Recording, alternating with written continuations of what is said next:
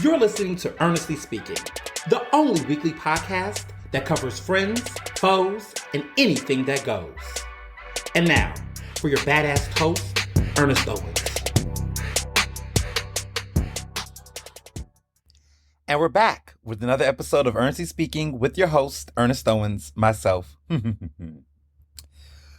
Well, mid-May, we're like deep in the core of May. And it has been a hell of a week in a great way. I mean, there's just been so much. I mean, overload. Like, every day has been nonstop. And this is just, this is going to be one of those episodes, I feel like. There's a lot to unpack. And I know some of you are like seeing everything on social media and been following. Each day has been like big for news, big for my life, big for just the city and beyond. So yeah, this has been a very productive week. So much. Where do I start? I guess I'll start at the beginning. Last time we left off, I had just started teaching summer courses at CCP, which was fabulous. I like my class. I like my students. I'm teaching one course, but it's deep because it's like 3 days a week. It's Monday, Tuesday, and Thursday. And it's intense because I'm teaching the same course 3 times a week with extended time because it's 7 weeks total. And it's already going by so fast. Like, I'll be done with summer courses part 1 at the end of June. And I'm going to take a nice vacation break, not teaching for the second half of the summer because the vineyard, I'm traveling. It's a lot going on. So I am only going to teach summer for this first part, which was really cool. But yeah, no, it's been a blast. The kids are great. Some of them are like, I think a third of my students I've taught already, and they just wanted to have me again. I've taught them for other courses at CCP, but this public speaking course they hadn't taken clearly. So that was refreshing because I'm like, oh, and each one of them were like A students. So I expect them to continue to bring their A game even in the summer. But yeah, I really enjoy teaching. It's been fabulous and just been a great week. So it starts off just teaching, getting excited for that. I'm currently in Baltimore. Mr. Johnson is graduating with his master's in organizational leadership from Johns Hopkins. So we're here for the next couple of days before Tuesday. I got to slide back to Philly for election. And then I'm actually going to, on Monday, his graduation is on Monday evening, his official graduation. But we're here already getting ready for some restaurants. We're going to see Dr. Parks and her fiance, Joe. And hopefully not those cats. I don't think we're going to see the cats. I don't know, but I'm not like a cat person. But I'm going to surprise her with a kit of things because we haven't seen each other for a couple of months. I think we saw each other earlier this year. We really had a quick trip to Baltimore, but I got like this cute little surprise care package. And by the time this episode runs, she would have already received it. So I can now tell you all what's in it. Because she's not hearing this. Yes, I can tell y'all what's in the bag. So I created this cool, like, it was like a bunch of things over the past couple of like months I had just gotten, but I don't feel comfortable mailing all of this very nice shit. So I have them in like pieces. So I have, the dumpling bag from Telfar that she wanted. The dumpling Telfar bag, the denim one. There is this, what else did I get in there? This bottle of white wine, because I don't really drink white wine, but I had got it at an event, and it was a really nice bottle of this. I think it's Sauvignon. I think it's Sauvignon. It's like it's not Chardonnay, but it's a nice Sauvignon Blanc white wine that I got from an event, and I don't drink white wine. I was like, okay, what can I do with this? I mean, I wasn't gonna cook with it, but I just like, oh, she likes white wine, so I put that in there. an autographed copy of Matriarch, the Tina Knowles book. It's autographed, and so she has that. Some other things. Oh, a bottle of Juliet, this peach liqueur that I have a bunch of these bottles, but I was like, I know she's wanted this liqueur. She's seen it. It smells good. We went to an event, I think, that had a cocktail version, but I was like, I got her a bottle of that. Also this vitamin C serum that is from a company called IRA. It's IIRA, and I've been using it. And I promoted it in an Instagram video I did with all my skincare regimen, and she needs some vitamin C. She wanted the serum. She wanted to incorporate vitamin C into her skincare regimen. So I got her a bottle of it.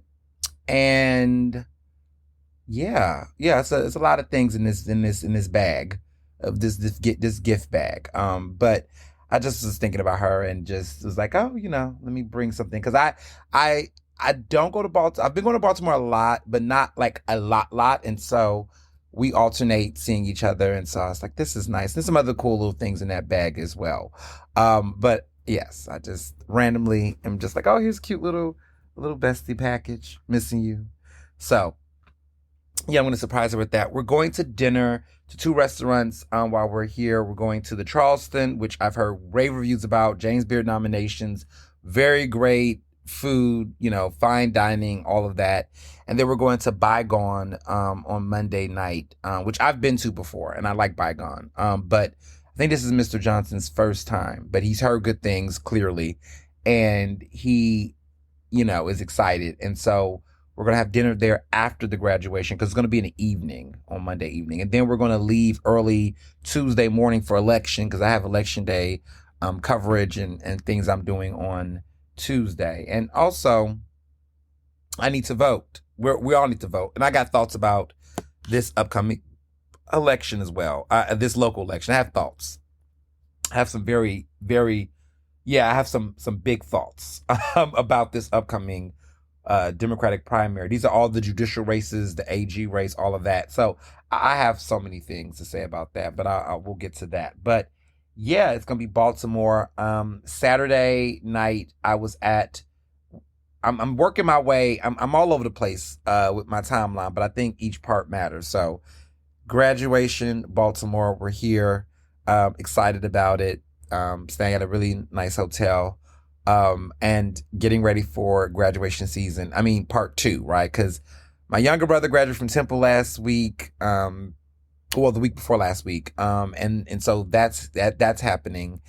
So Baltimore was great. Saturday night, I crashed the class of 15. They had their reunion for Penn, and I wouldn't say I crashed it. I was invited to go, and I was like, I was already in the area. So it's alumni, graduation weekend at Penn this weekend. And so, I live in Philly. So I was like, oh, we'll go. Mr. Johnson had a bartending gig right before we headed to Baltimore. So he does, his bartending company does the events for, the reunion and homecoming, for Penn. He has a cool contract. I mean, he's been doing it for a couple years now. It's like he's into it. And so there's an event that happens on Penn's campus called Spectrum, which was, I would say, the diversity, cultural evening event. They still call it Penn Spectrum, even though it was not the same this year, like the representation. Like Penn, I make the joke that Penn's in this flop era, but it's just very different because of all this DEI stuff happening. And Penn has conceded a lot. I will not hold you. They have just been really bad at, standing up to Trump. I'm just not even gonna hold you. I'm very disappointed as an alum. It's just kind of like, I teach at Community College of Philadelphia, and it's not the same. It's not the energy. And this is a school that is a community college, right? And you think an institution with Penn, with the endowment and everything, the fact that they just have no fucking backbone. It's just so disgusting. But going to campus, the Spectrum event is just it's giving gentrification. It's giving what Harlem looks like now, I suppose, to what Spike Lee, enjoyed back in the 80s, right?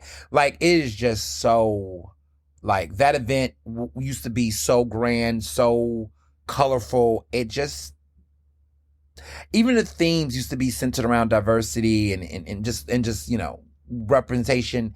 And the theme was Philly centric. It wasn't even a cultural experience. Like normally Spectrum will have like Indian food, African food, Chinese food. Like it would be a diversity of vendors, black and brown owners, like very, focused on that.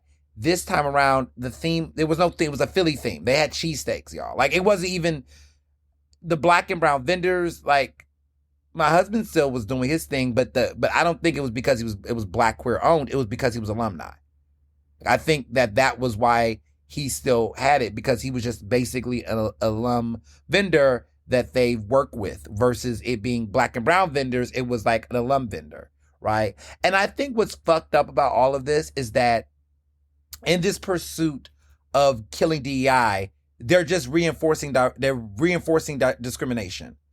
Like in the pursuit of saying, oh, we don't want to do DEI, the argument is that you can't even acknowledge people on the merit of their identity. It's more so anything that's black, Asian is coming at a threat of whiteness. I'm just trying to understand the logic here and why I want to say no one, but why a lot of people are not challenging and bucking at what is there. And it's also kind of weird because what it also tells us about colleges like Penn and others is that did you really give these people these contracts and opportunities because you felt like you had to hit a quota? Like you didn't really, you couldn't stand alone and say, this isn't DEI, this is just simply people doing a good job.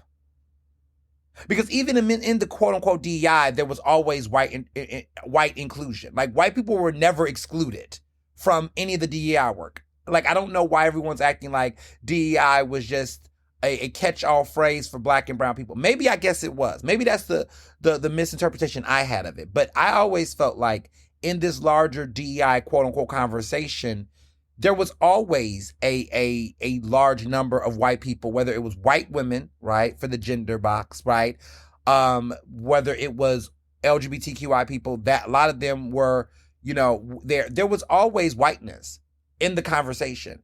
And so to say, oh, we got to give people a fair advantage. I'm just trying to understand why like you don't see an unfair advantage when there's just a predominantly white setting. Like why is the conversation on owning something and earning something is always a default that it must be white in order for it to be fair? And how does that not play into racism? And how does that not play into a different type of DEI, one that censors whiteness over black and brownness, which is AKA white supremacy?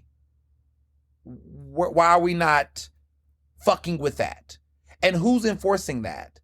Like who's not, where's the backbone of folks? Because what I'm trying to tell you all is that this is not Trump solely. That this is what the board of trustees, a lot of those board of trustee members, many of them who were with the MAGA shit before MAGA was a thing, like this was what they always wanted, and they're using Trump as a scapegoat. They already felt this way. They felt like there were too many. Black enrollment at Penn has not rapidly increased over the years. It's been a very steady number with or without a black president, with or without quote unquote. It's never been high numbers. Even when you want to use the affirmative action number, it's never really increased. The number of black people enrolling at Penn the number has not skyrocketed, y'all. It's under 10%. It's not past 10%. Whether we had Obama, Trump, Biden, it never changed. And so I just find it interesting that everyone's acting like there's this huge number, but undergraduate number wise, the percentage number has not changed rapidly. It's been steady.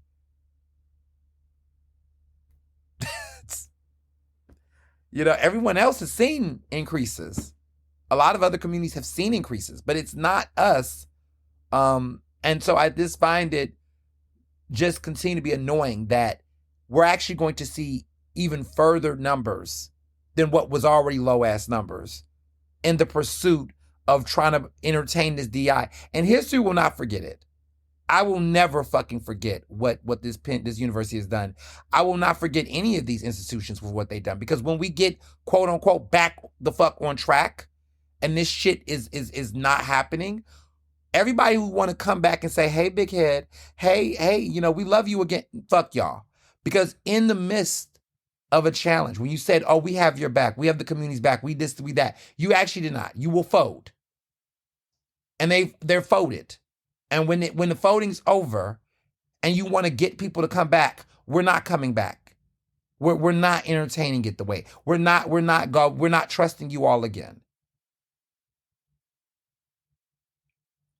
Our elders tried to tell us back in the 60s and 70s when they were fighting those fights that that this shit is a thing that you have to maintain.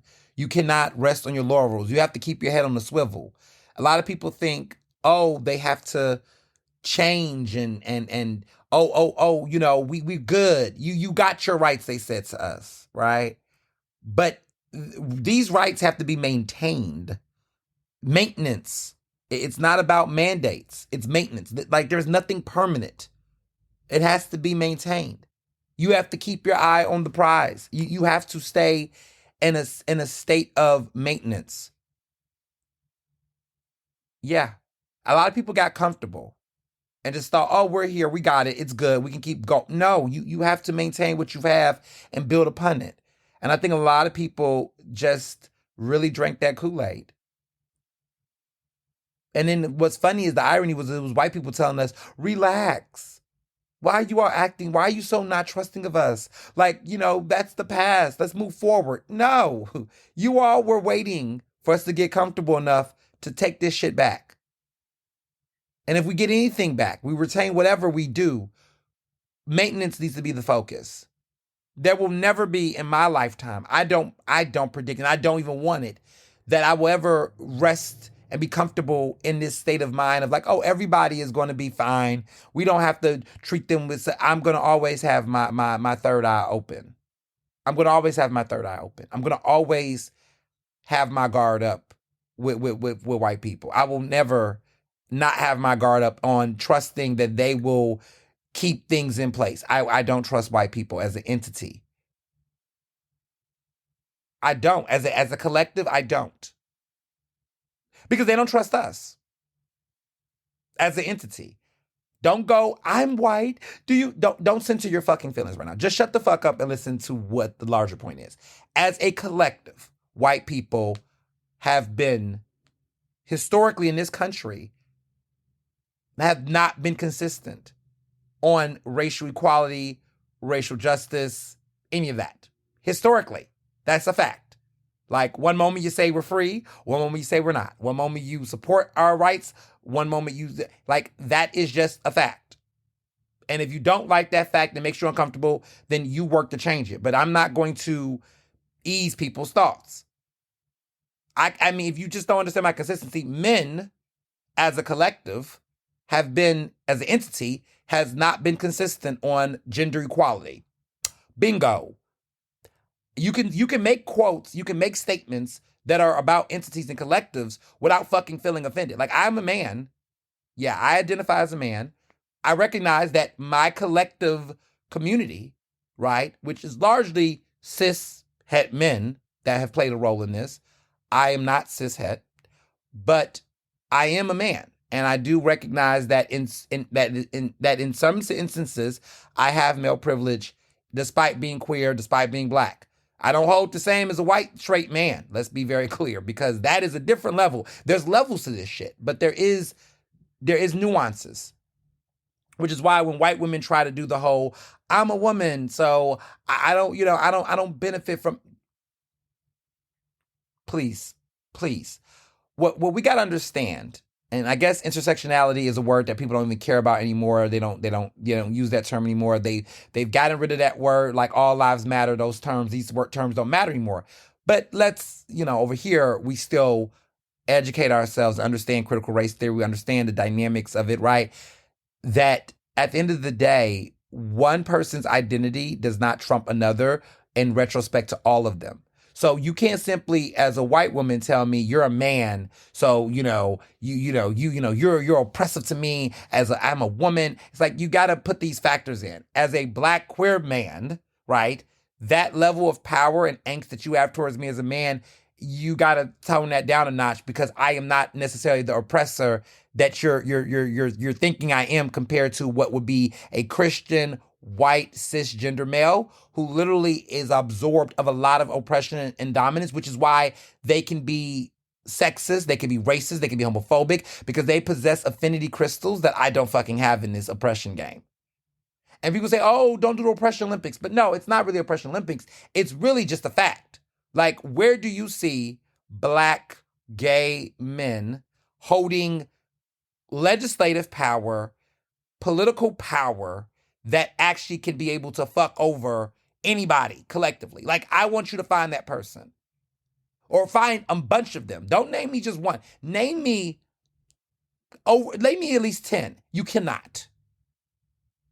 Right? You cannot.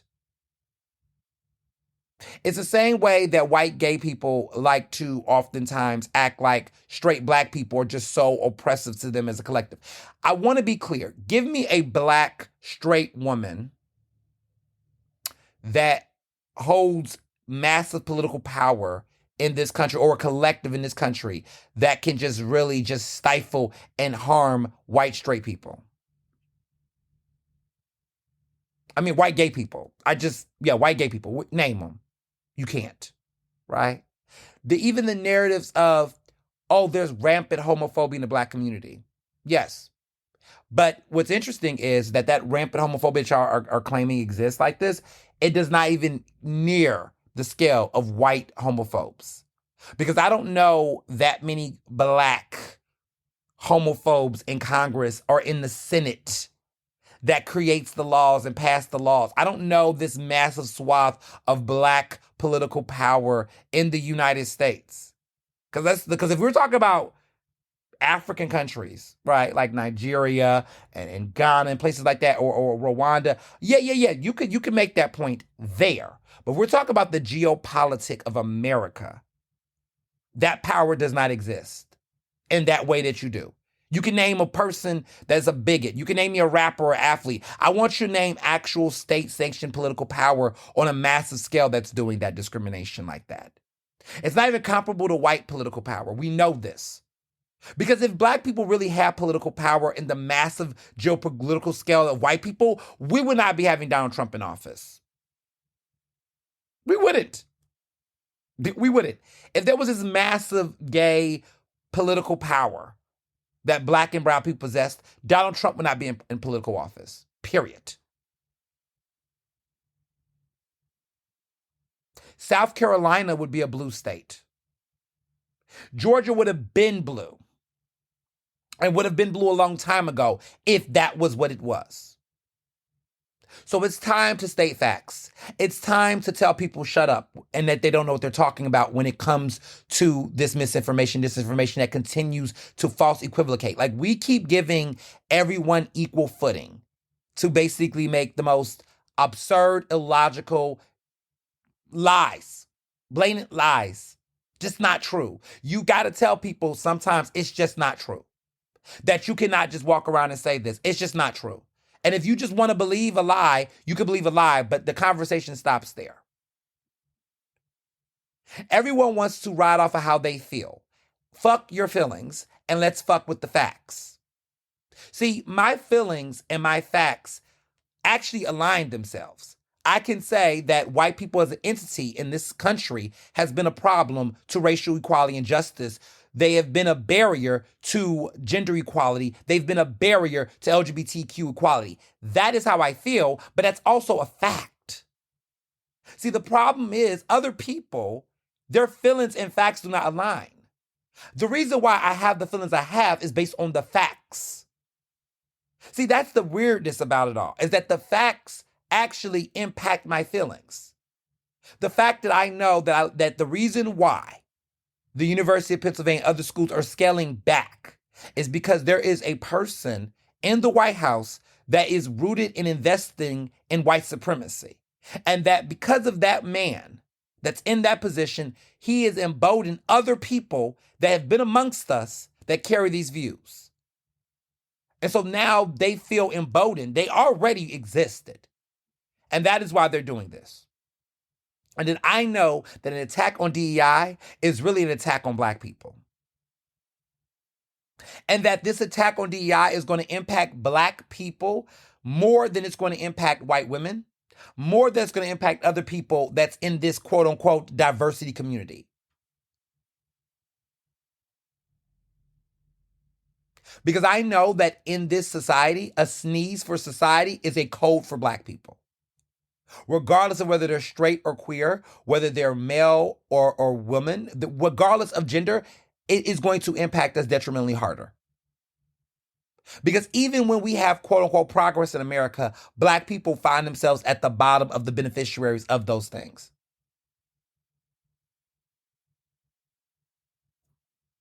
Those are my feelings, but those are actual facts. Like there's data and research to prove it. There's studies. Lived experience as well, right? That we know these truths.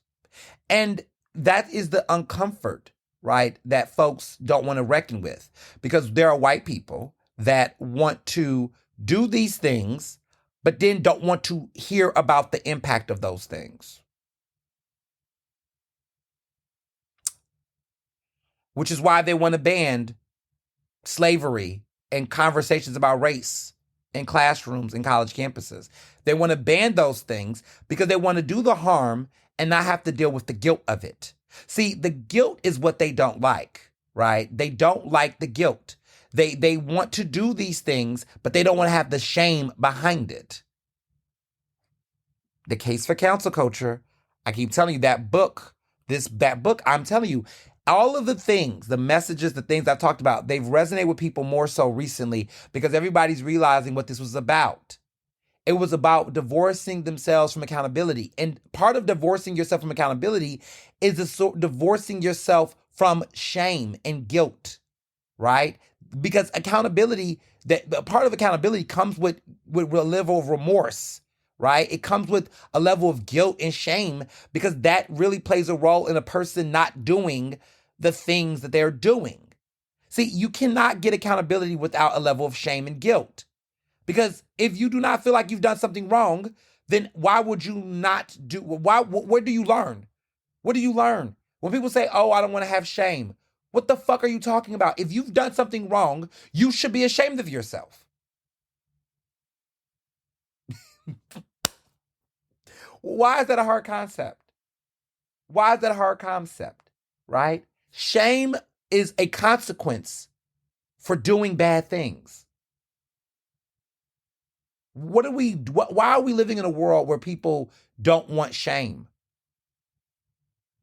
You don't want to feel any guilt. You want to do what you do and don't feel any remorse, but yet you want to cause harm.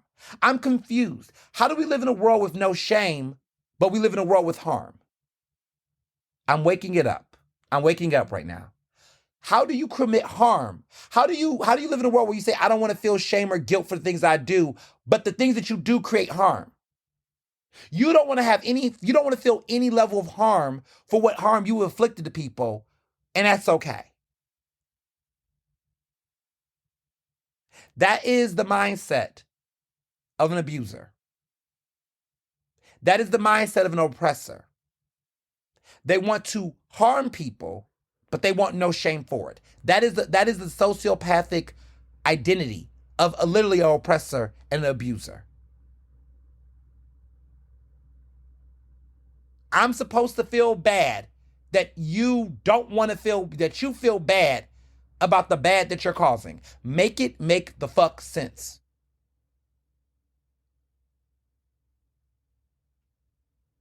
And before I move on, because I didn't even, we have these moments. That's why we have Ernestly speaking. We got to get to a point also about these mistakes.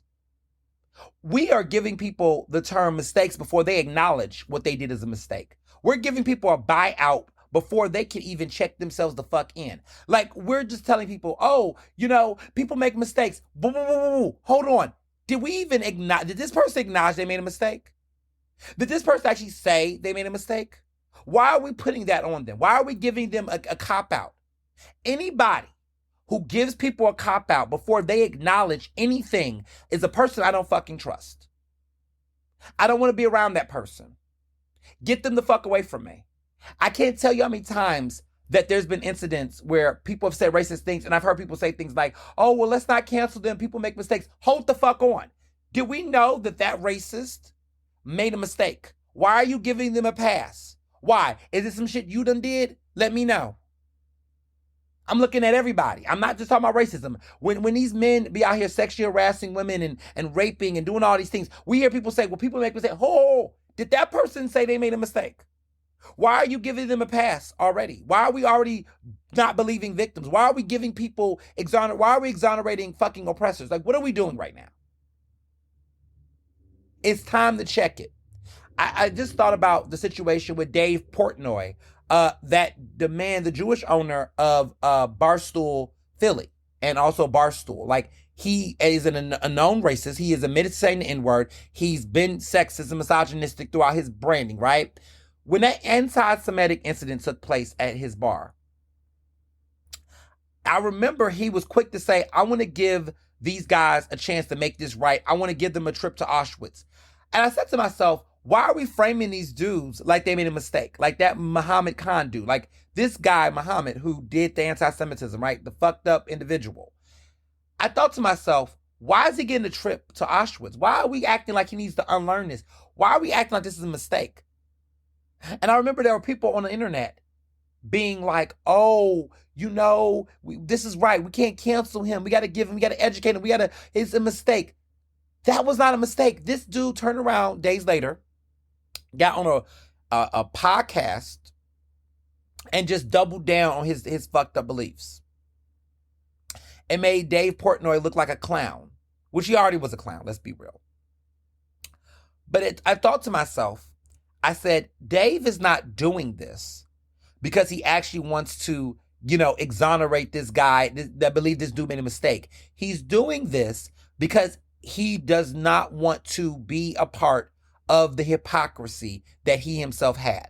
He was trying to actually give himself the same grace. He gave an anti-Semite a pass because he wanted to get a pass for the racist history he has. He literally calls himself uncounselable. So it's almost like bigots are going to always rock with bigots, even if the bigotry impacts their community because they've disrespected other communities. So they always are going to give each other a pass and grace. He didn't give that dude a quote unquote second chance because he really believed the dude deserved a second chance. He gave that dude a second chance because he didn't want to placate into the brand. His whole brand is about fuck cancel culture, fuck this. But ironically, he was playing the role. He would have had to play the role of canceling that dude, which is what his Jewish supporters wanted. Even though a lot of them were at that bar and was okay with the other history and the branding, right? The racism was okay until it happens to you.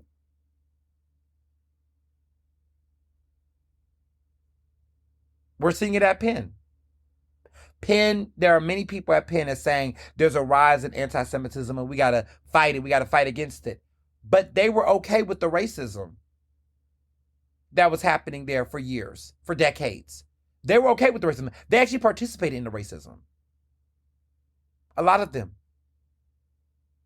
I can't tell you how many racist Jewish students I had encountered at Penn.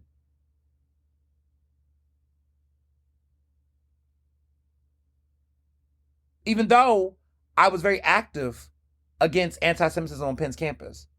As a student government representative, I fought against all forms of hate. I was against homophobia. We pushed against rape culture. I was out there against all of it. I went to the end of the night rallies. I spoke out against racism. I spoke out against homophobia. I spoke out against anti-Semitism on campus. We was doing all that work. But I was black students like myself that was against hate because we knew that if there was a rise in anti-Semitism on that campus, we knew the racism was going to be worse. Because like I told you, if it's a sneeze for them, it's a cold for us. I don't benefit from any of the hatred. And I never played into the politics of, oh, we can't talk about this because we got to talk about this. I never played into that. I've been fucking consistent. Check the scoreboard. I've been consistent.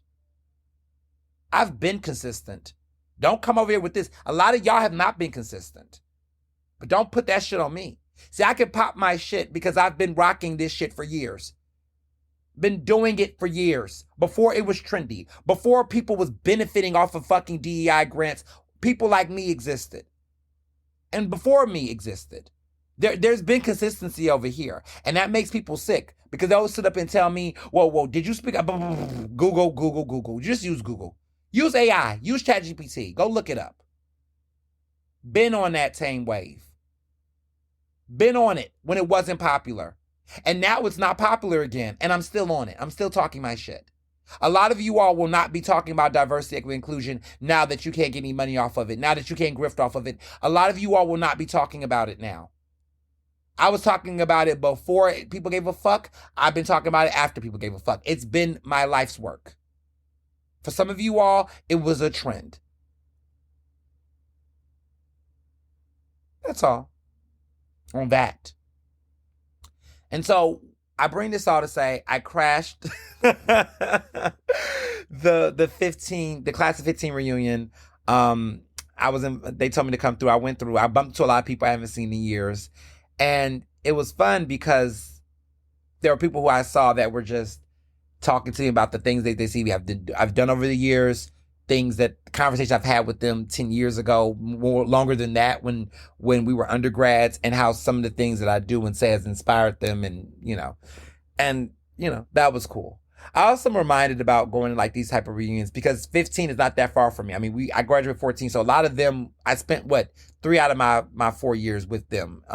So a lot of us knew each other very well. So I wasn't like who's this? What's going on? Like, it was just interesting to see certain people, but you just realize how reunions are celebratory in one way. Like, it's almost like a family reunion, but it's also, for some people, a hard reflection. Like, there's, I always knew this day was going to come, to be honest. I'm just on my little tour.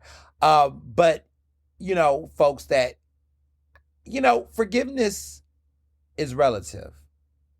I don't hold any hate towards people. I think when you're in a space of life where you're blessed, you've been able to overcome, you don't really hold resentment or hate towards people. What it is that you just come from a space of just like, look, I mean, you ain't no bestie, but I'll let you live. I ain't got my foot on your neck. I can live in that space where most of these people, I don't fuck with certain people. Let me be very clear that I went to school with. I just don't, right?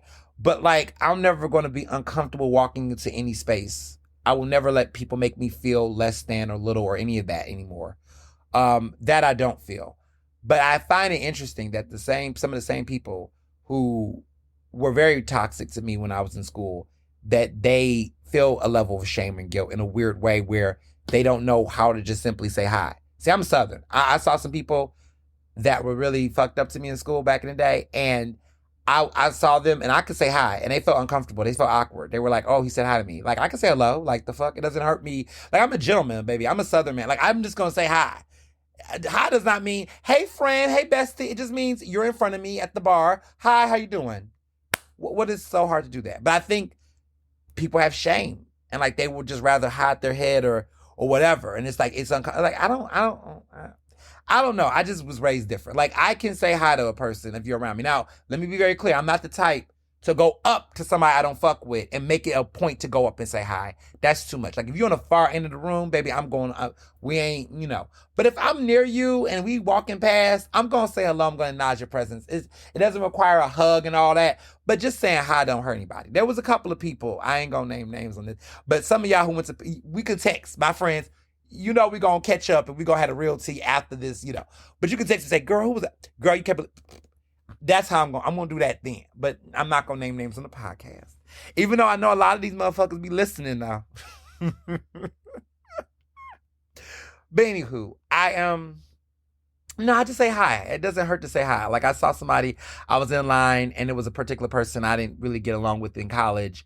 And we were in the line, and I said, oh, hello, how are you doing? And they were just like, oh, they would just seem surprised I said hi to them. I was like, child, it's a line. You're in front of me. Like, that's just weird. First of all, me not to say hi is just giving you way too much energy. It's making you feel more important than what you really are to me. I just think that takes a lot of energy to avoid a person, especially a person that has not. Now, it's one thing that if somebody did something very, very toxic to you, by all means, avoid the person. But if it was just some hateration shit that don't matter, like I think about it, like when I was at Penn, I ran for certain things. I was trying to be on certain groups and things and whatnot. And folks just rejected me just off of the basis of pettiness, right?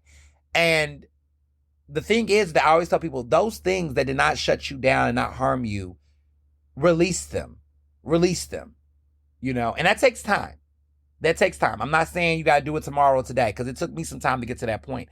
But I had to get to that point because I actually had to be released. Like, what I mean is that I actually had the things that harmed me, the barriers that impacted me when I was in college with certain folks and certain groups, those things when they were a barrier, there was resentment because they were barriers. But when those barriers get lifted based on greatness and opportunity and the blessings and the things that come to life in time, then you can't still treat them like they're barriers, because that still gives them the power that they have over you.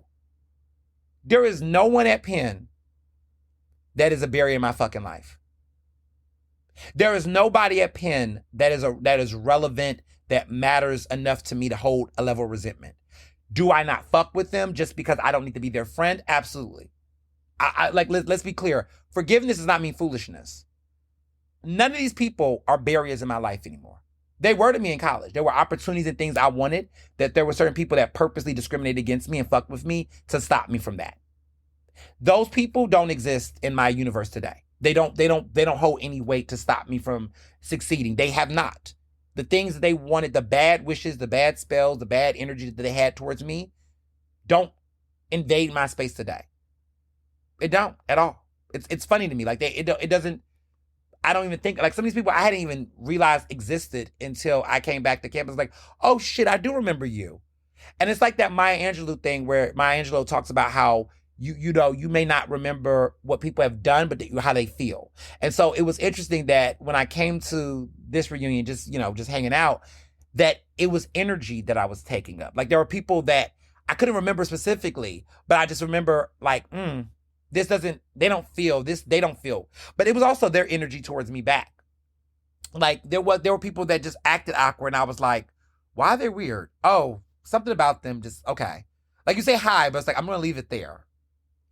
I don't remember the details, but I just remember, they weren't necessarily the best. But there was no hate, there's no love lost. But there were people that I hadn't seen in forever that I just was like, wow, I just naturally gave them a hug. Like, I just naturally was like, oh, you were a good vibe. You were good energy. Like, I just naturally was like, it just felt good. I don't know the words to describe, but y'all know what I'm talking about. Like, you go to spaces, you haven't seen people in years, and you may not remember every single thing. But some people might. Some people might remember me, because I had a mouth. Because if you did me wrong, I'd never listen. Let me be very clear. People that fucked me over in college, I got my lick in real time. I told them how I felt in real time. And I moved the fuck on. And that's the thing. Like, I'm the type of person where, how people say fight it out. Like, I don't support violence. But people say fight it out. And you had your little fight and you be done with it. I'm that kind of person. Like, I will curse a person out, tell a person about themselves, get them together that one good time. And then I kind of move on after that. Some people, not the case. Not so much with some people. But I typically, for most part, if I have like a petty squabble, because some stuff is like, okay, it lasts longer, but some situations, I got my lick in real time. I cursed them out. I went off on them. I let them know how I felt on my show, Ernestly speaking, ironically. But I would just get it off my chest, and then I would keep it moving. Some people, that cuss out was so big that they still holding on to it. Some people I got together and read the filth for what they did. And let me be very clear. It was called law and order. Okay? You disrespect me, I clap the fuck back. My clapbacks were strong. I'm not gonna hold you. But I'm that person. Like, I'm gonna get it off, and then I'm gonna go. And it's not gonna impact me the same exact way. I might still be like, but I'm never going to hold that level of anger like that again. Like, once I'm mad like that, I release. And maybe it's because I'm a Libra, but I have to get my shit done, because tomorrow's not promised. You better get it today, because it may not be promised. And then sometimes, because Libra in me, I might be the type that I will have another clap back for your ass that just might manifest, but it will never be a direct attack. It will just be my success that will be the ultimate clap back to you. See, that's how I do it. I'm going to pop you in real time, And then my clapback is going to be literally my success down the road in a way that is not necessarily detrimental hurting you, but I know it's going to piss you off. But I didn't do it for you, but it was still for you, if that makes sense. There was a lot of that at reunion coming by. Like my mere presence, that ring on that finger, got a lot of the girls in a tizzy. It was the mere fact of my mere presence. Me being coming back, snatched, with my alpha cardigan on. Just the mere presence had them seething. Seething. My bestie Jamarcus always say, seethe and take it in. That is what it was. It wasn't even have to be said. It was that. Sometimes your mere presence is the clapback. Your survival is the clapback. You standing, not just surviving, but thriving, bitch. That alone can just be the clapback. It's not revenge. It's not revenge. It is simply the mere fact of existing alone. That can just be it. And so let that be the way. The discomfort they felt was the shame that they had to reflect on their behavior. Bring back shame. Bring back the guilt. And there's nothing I have to do except just be me. That, my friends, is the clapback. Just your mere existence. Unintentional or not. Like, I don't do it to make these people feel any type of way. It's just who I am that got them feeling the type of way. But they got to look in the mirror and reckon with that. And that's how it's done. Yes, that's how it's done. So, but moving along, this episode gonna be lit, y'all. This is gonna be, I already sense this is going to be a episode of episodes. This is gonna be one of those episodes. It's gonna be in that, GOAT episodes. We've done over 200 and something plus episodes, but this is one of them episodes. I just sense it. Because we got a lot to talk about this week. This is a super week. And we got a lot to talk about. So, I went to Chicago. We're going to talk about that tour later in this podcast episode. But I want to talk about the rest of Chicago and why it is literally, it's my birthplace. And now I realize it might be one of my favorite cities. It never misses. I've been to Chicago 3 times in the past year. And I am going to tell you all something. That if I was to leave Philly and move, I would move to Chicago. I think that is a comparable city for me to live. If I did not live in Philly, I would live in Chicago. I definitely would. I am convinced. Every time I go, I am just more and more in love with this city. And I'm at an age and a space where I can really enjoy it the way that I feel like it needs to be enjoyed. I went to Virtue my 3rd consecutive time. I am obsessed. The Lib Brothers, we all went. Gio, Josh, Marcus, we all came. We had a ball at Virtue. We had a feast. That restaurant is just impeccable. It is the best. It is one of my favorite. It is one of the best Black-owned restaurants in America. It is incredible. I don't know how people go to Chicago and not go to Virtue. How do you go and spend days in Chicago and not go to Virtue? How do you not eat there? How do you do it? I don't know how you do it. Every time I come to Chicago, I go to Virtue. Like, it is always a mandate for me. If you have not been to Virtue, but if you've been to Chicago multiple times and you've not been to Virtue, shame on you. You must go. You must go. You must go. It is a rite of passage. But yeah, I went there. We went to a restaurant called Beatrix. It's in River North. It's called Beatrix. We went there for lunch the next day. We ate our way through, okay? We really went to some really good restaurants. And, I got to tease my girl, Dr. Parks, because she loved her some Mexican food. There's some good Mexican food in Chicago. And there is a nice little Chicano vibe of cuisine. And I think I didn't realize it as much until recently, this time around. Like, every time I go, Jamarcus is obsessed with Chicago too. Like, he's all like, look, we just touched the surface. We had a good time. We went to some fun bars. We got our life. I love Chicago. I love how clean Chicago is. Like, there's a cleanness. Like, we was out there in Hyde Park. We went to the Bean. We did a lot of cool things, but the parks are just magnificent. Like they have great grand parks. I love the water. I love the rivers. I love like it's just gorgeous. It's a gorgeous city. And they have real massive tall buildings, but they're a walkable city. It's just it's a oh my goodness. It's just it's a city. Like that's an American city. I know, look, I love Philly. I love Philly down. Okay. I like how affordable Philly. Um, I love how walkable it is, but my goodness, Philly's great, but Chicago is just divine. Those restaurants, those Michelin star restaurants, which, the news is out. Philadelphia does have Michelin star guide is coming. And who got ahead of that? My mind, my creativity, my creativity.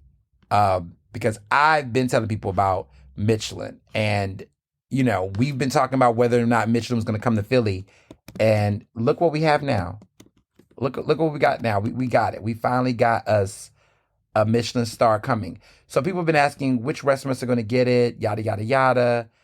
Look, I don't know who's getting it or whatnot, but I mean, I can't imagine a world that Vetri doesn't get it. I can't imagine a world where Mark Vetri's restaurant does not get a Michelin star or stars, right?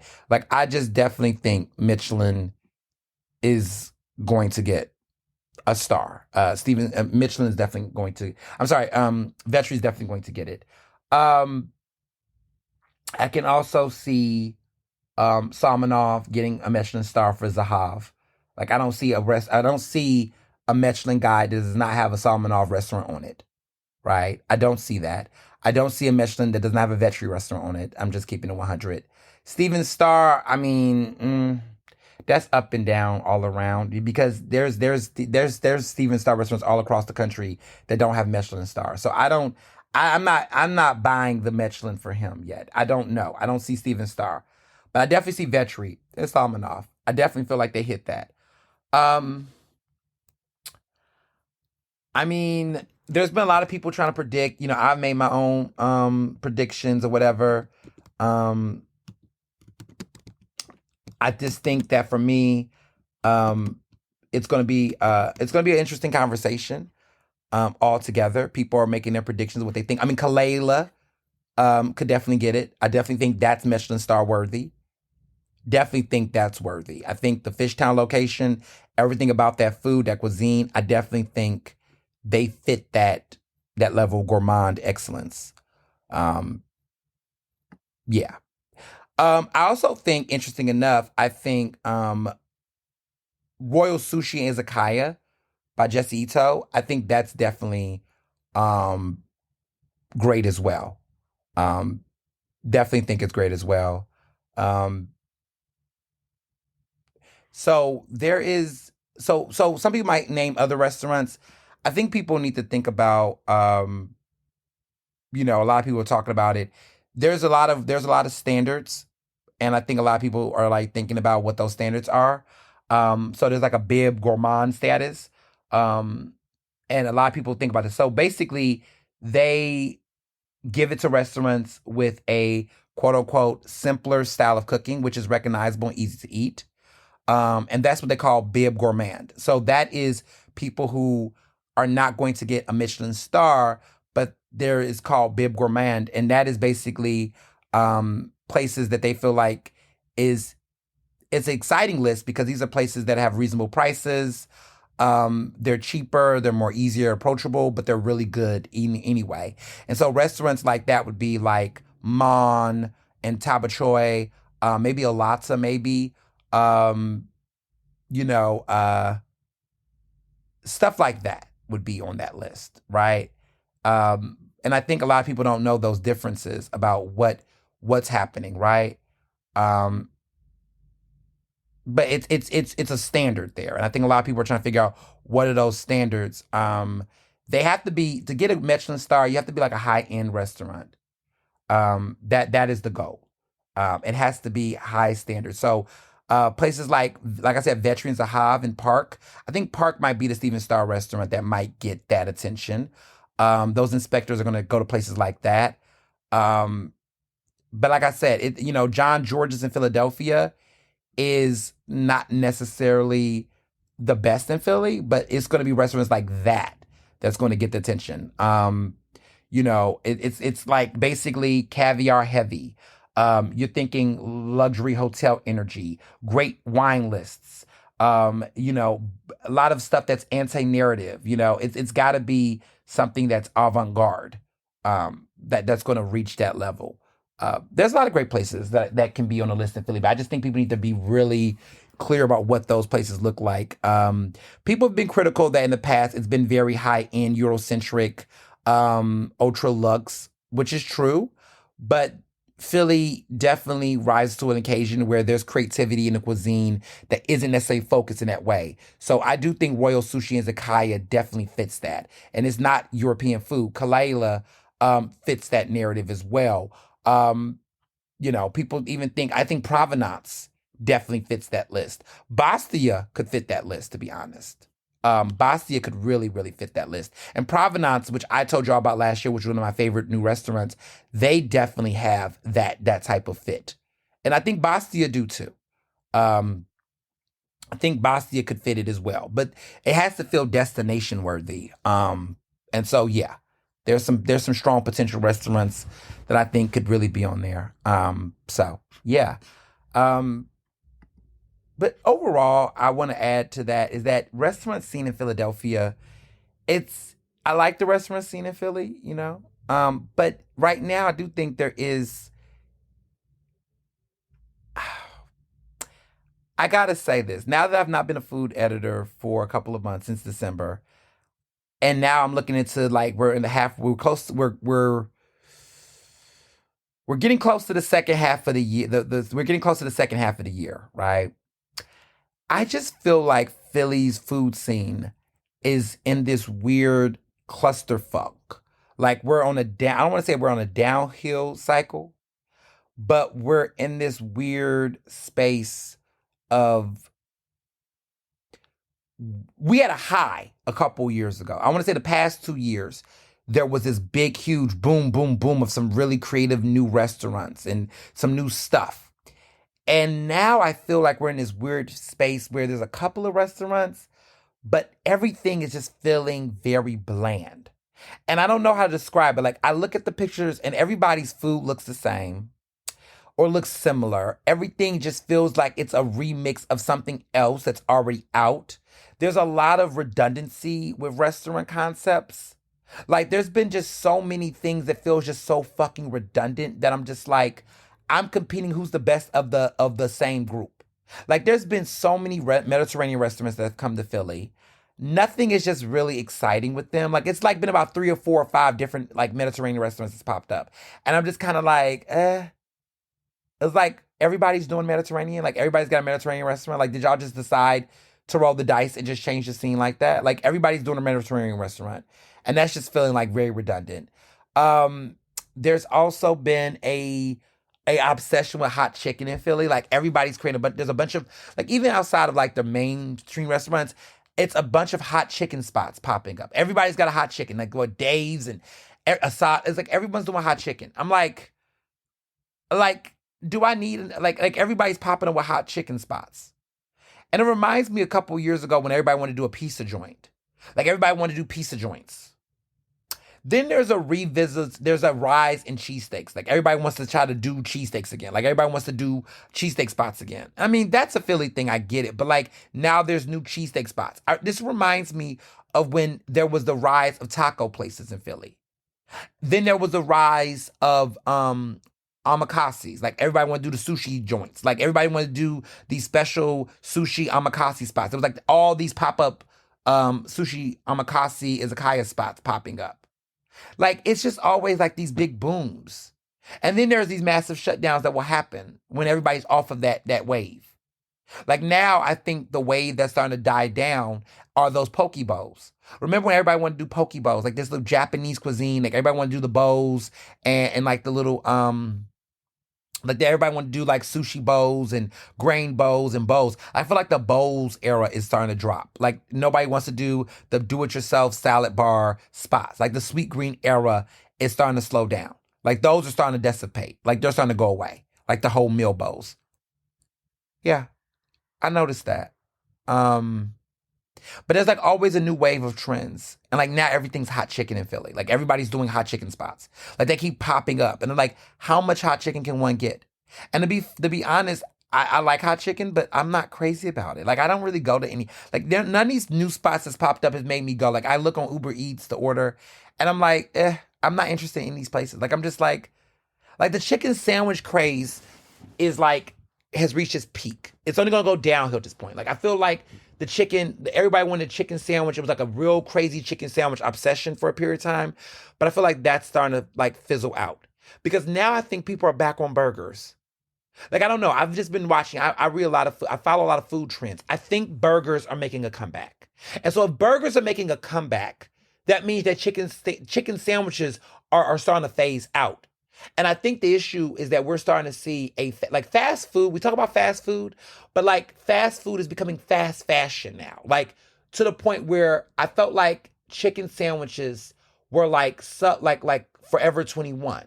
But now, because of the food trends are getting so fast, like fast fashion, Forever 21 went bankrupt because they can't even keep up with like Temu and all those places, right? And so now I feel like we're seeing like these franchises blow up where now everybody wants to do hot chicken, but that's about to phase out because burgers are making a comeback again. Have y'all noticed that? Like there's a science to this, y'all. Like there is a science to this. And once you learn it, you can't unlearn it. Like food, restaurant scene culture will always be in my DNA, even if I'm not like covering it on scale.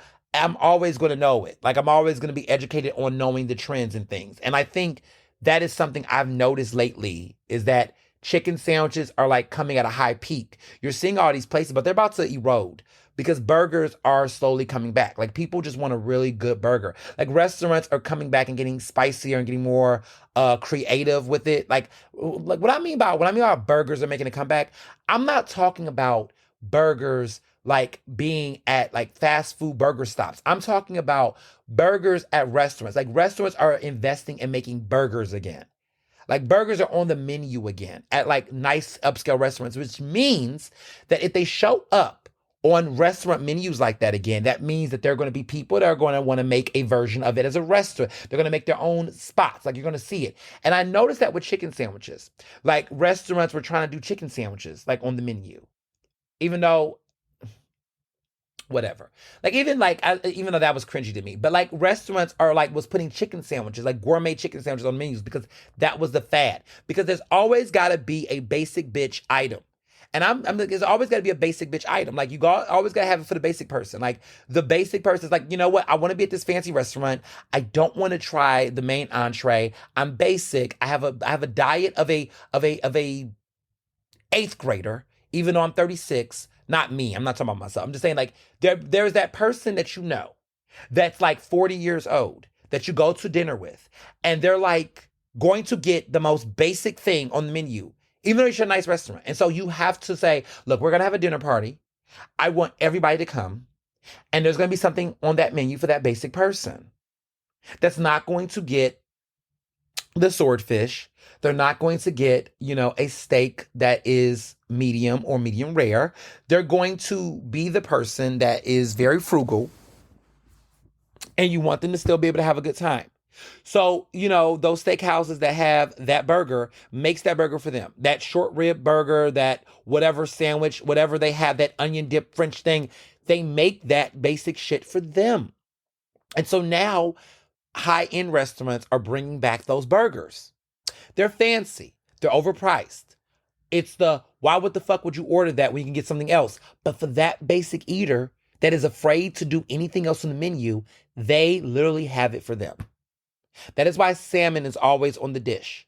That's always on the menu. There's going to always be a salmon dish because Philadelphians love them some salmon. I'm like, of all the fish in the world, you won't even do branzino, but you'll fucking do salmon. They have to have a basic dish. There's always going to be a roasted chicken. There's always going to be a salmon option for the pescatarians. And there's always going to be a fucking burger for the basic bitches that do want beef, but don't want to eat a steak or don't want to have lamb or don't want to have rat. Like it's always going to be that. And so that's a trend. And I think the chicken sandwich is about to fade out. They're at their peak of peakness. And Mediterranean, y'all about to kill Mediterranean. Because I've noticed that when there's a big, massive flow, that means that we're going to get their peak and then it's going to phase out because there are new trends coming into the market. I don't know. Maybe I'm wrong. Maybe I'm right. Maybe it's Maybelline. We don't know. You'll find out. But just don't forget that you heard it here first. Notice the food trends coming into 2025. I'm seeing it. I'm observing it. I've done this enough. I'm seeing where it's going. Because appetites are changing. And I don't know how it's going to reconcile with the economy, that there is a reason why people are going back to basics in this economy. That with the fear of recession and all that in place, tariffs and all that in place, people are going back to more simpler eating. They want nice things, but they want it simpler. I give a good example. Wagyu. Wagyu is ridiculous. Like in a time of economic uncertainty, two things happen. You see high luxury go up. Like everybody wants the highest luxury because it's what they call the insecurity, financial insecurity. People don't want people to think that they're struggling. So they will do the stupidest things to act like they still have money. And then rich people just do the most too because they get exploited because everybody wants to make money, right?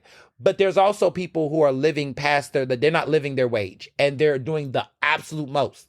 They're going past their credit. They're maximizing. They're not saving. They're doing the most because they want to keep up with the Joneses, right? And so there's a lot of crazy things that will come out of that, of a pandemic, right? Like, for example, like Honeysuckle, right? The new restaurant. I love it to death. They have this ridiculous, like, burger that has, like truffle and caviar and all this stuff, right? And it's like, they call it the millionaire's burger or something like that. People are going to buy that shit just because they want to show off. They literally made it to be flashy, but there are people that are literally going to do it, knowing that their bank account cannot handle it, but just to try to the flex and show off that they're not being impacted by this economic uncertainty. A lot of people do that, and a lot of people exploit that to make money, which is what people do, right? It's capitalism. But then you also see people tighten their waist, they tighten their belt buckle on spending, and they want to have nice things, but they also are not going to break their bank for it, which is why you're going to see burgers on menus and certain things, right? That's also part of it. This is all a response to the economy. The more you learn here on Ernestly Speaking, it's education here. But that's what we're seeing with trends, right? So like, for example, Othello. Yes, I did get the $900 ticket. But like, why would Othello do so well? Like with Denzel and Jake Gyllenhaal, why would they have something so novel, so expensive at a time like this? Because they knew that people were going to spend that money to prove that point. Now, I'm fortunate, I'm blessed. I'm not somebody living on my knees. Let me tell you something. If I didn't have the money to go see Othello, baby, I would have been waiting for, I would have waited for great performances on PBS to show that version, okay? But there are people that I know that are like looking like YOLO, man. I could lose it today, tomorrow. Fuck it. You only live once. Let me just live my best life. That's a mindset too that people are doing culturally. Like people are like going and busting their bank to go see Cowboy Carter tickets. Like Beyonce, like there's something about that has people doing that because that's just the way the economy works. We see this happen all the time during the recession era and that people will go bank and go crazy. I think about 2008 when people were spending buku dollars on Gucci couture and all this high-end fashion. Like that's a trend, y'all. That is a trend. So yeah, don't sleep on it. Like fashion, high fashion, people living outside their means, people doing it. It's a lot of people that will do it in this economy. So I'm never shocked by those expenses. But yeah, I mean that's the trend. That's the trend. But yeah, Philly's food scene right now, I feel like it's about to plateau. There's a couple of good restaurants that's open, but I feel like a lot of things are just not as exciting or experimental. I feel like we're in this weird like cluster funk and on identity crisis. We've had a bunch of major wins since the James Beard Awards sweep a couple years back. I want to say that was around 2023 when we was winning. We won Outstanding Restaurant. Friday, Saturday, Sunday was on top of the world. There was Kalila was on top of the world, like all of that. And I think ever since then, things have taken a turn. Like Malu came the year before. What was it? Was that 2020? Actually, I was 2023. Yeah, 2023. That was that high year. But last year, it started to get a little, and this year just feels like blah. Like, I mean, it's always going to be good ones, but like the same people we know are making the same great restaurants we love, which is great. But I'm not seeing too much up-and-comers. There's like not enough space for new chefs and new people coming into the scene. It's like We're sticking with the classics, the people that have always been great. It's like the movie scene, like Hollywood, like the same directors that we know are going to deliver great things and get nominated. It's the same actresses every year that's going to do great performances. Meryl Streep is always going to kill it. She's always going to get nomination. And Nicole Kidman's going to get nominated for something, and she's going to always be great. Like, it's always like the same people. And it's almost like, yeah, I love that they're doing great. I love that they're making money. I love that they're successful. But like, I'm also kind of want to see some new faces, some new fresh blood. And I just feel like we're not seeing a new cohort of new, fresh energy coming into the scene. And that level of newness and talent and flavor and vision has me kind of like, yeah, just my thoughts. So by the time that you listen to this episode, it will be what would have been the 100th birthday of Malcolm X, who was an iconic civil rights leader, who had a very nuanced, interesting life as a Black Muslim, as someone who was, incarcerated, as somebody who would later be assassinated. Malcolm X lived a very rich life, a very complicated, very marvelous life that was going too soon. And in honor of that, this past weekend, the National Urban League of Philadelphia, alongside with Senator Vincent Hughes, who was actually my state senator, they held an event honoring 100 Black men making a difference. And I was one of the 100 Black men that was honored, which was very touching. People say all the time, they say, oh, why are you so surprised? It should not be a surprise. Let me be clear. Like, I do know I'm a Black man making a difference. I don't need an award for that. But it is always going to be a honor and a surprise, at least currently, because a lot of you all have followed my journey, so you know this a lot. But like, a lot of those types of spaces, especially locally in Philly, like nationally different, but locally, just never acknowledged me in that larger pool.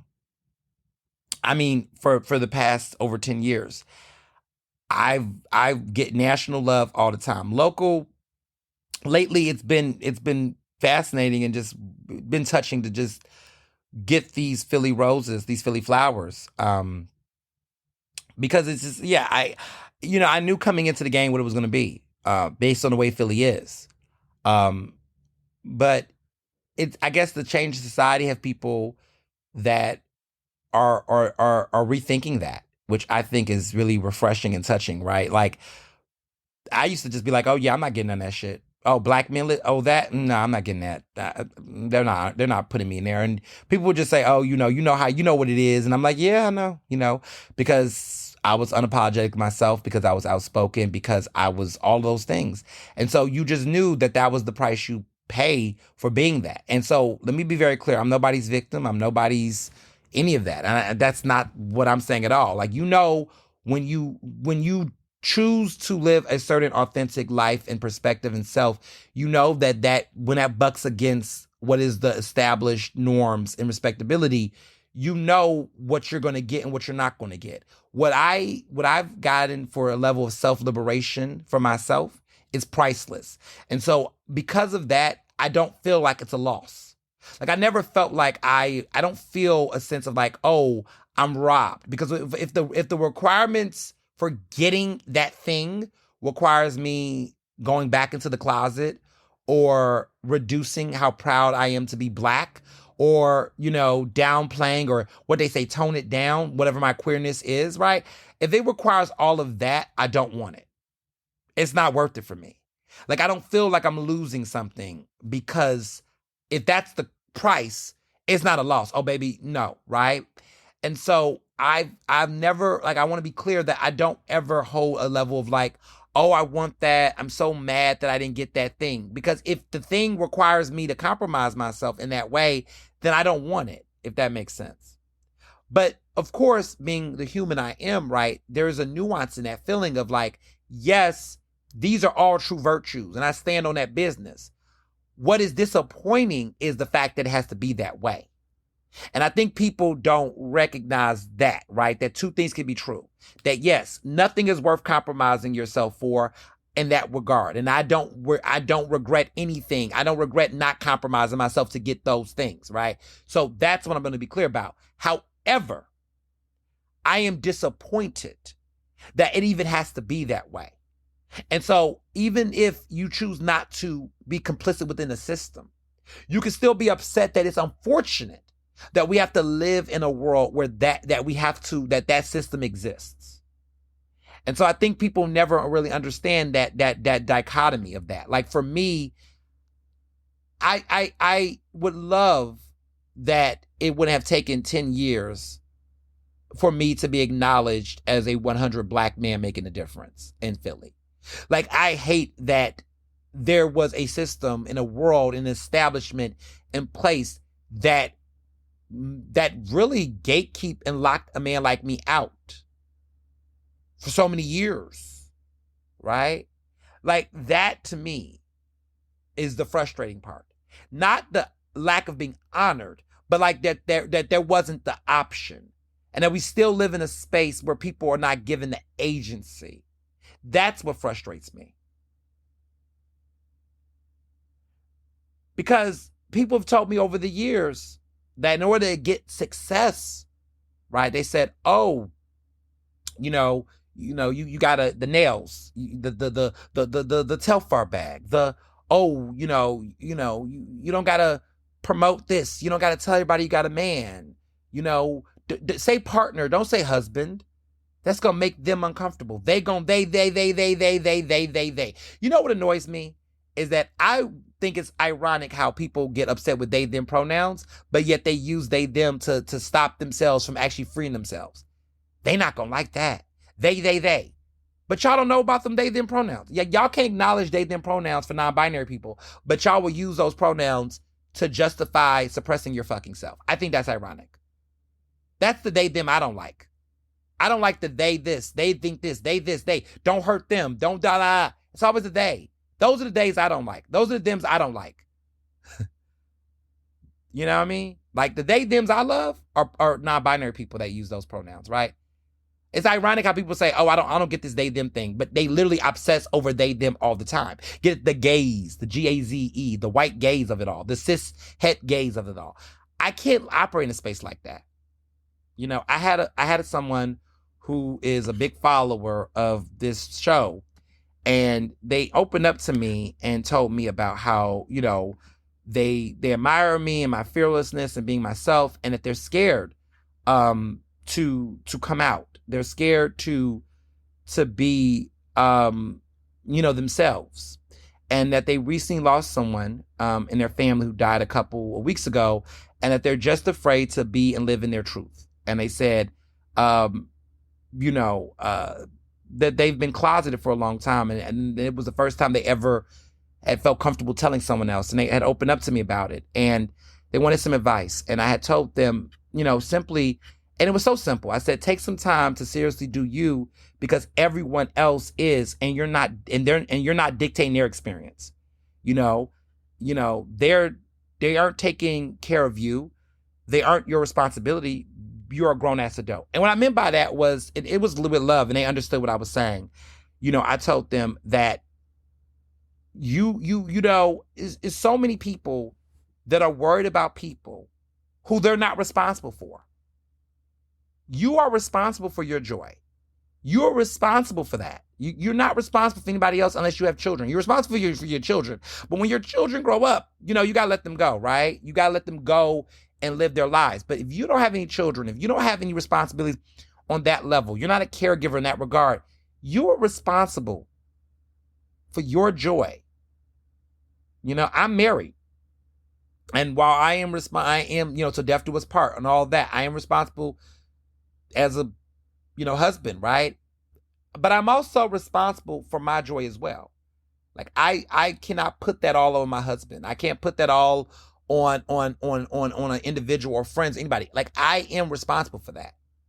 And so how do I get to that space of having responsibility and agency over my joy and my happiness is by recognizing and taking the they and the them. See, the they and the them is those people that you're constantly you're obsessing about in your head. There's like this invisible person. There was somebody I had saw recently that was saying they talked to a therapist, and they were saying that somebody was that they were, I guess, rehashing certain people or certain fears and things they had. And they said, where is this coming from? And they said, they was like saying, I'm thinking about this aunt or this person that told me this. And they said, can they exit your mind? Can you like make them leave or exit the space?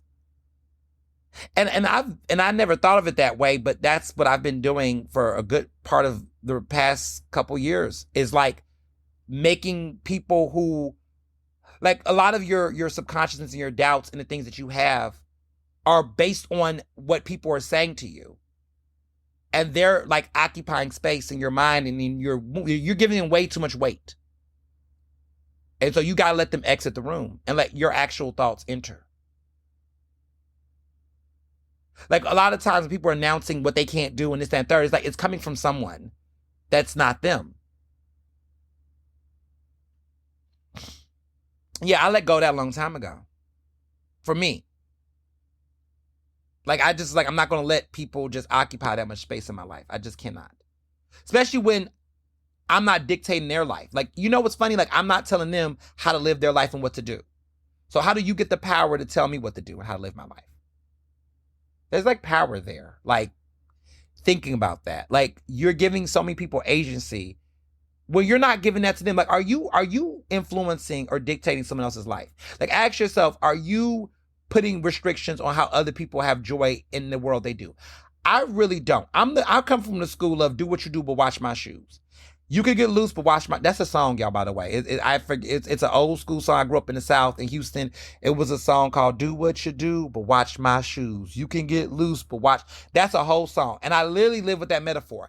People don't understand that song was OG. He was not okay. He was talking about shoes, but he wasn't talking about shoes. Okay, he was really talking about the rapper at the time. Like, that song is a metaphor. That's why it's hot, because we was like, it was a song. It was a rap song. YouTube, if you can find it, but it's a banger though. And he was talking about going on the dance floor, and it's a metaphor to me, because he's on the dance floor. There's a bunch of people doing their thing. He's like, do what you do, but watch my shoes. Like, don't step on my shoes. Don't step on my G Nikes is what he said. But I tell people, that's how I am. I let people do what they do, but just watch my shoes. Okay?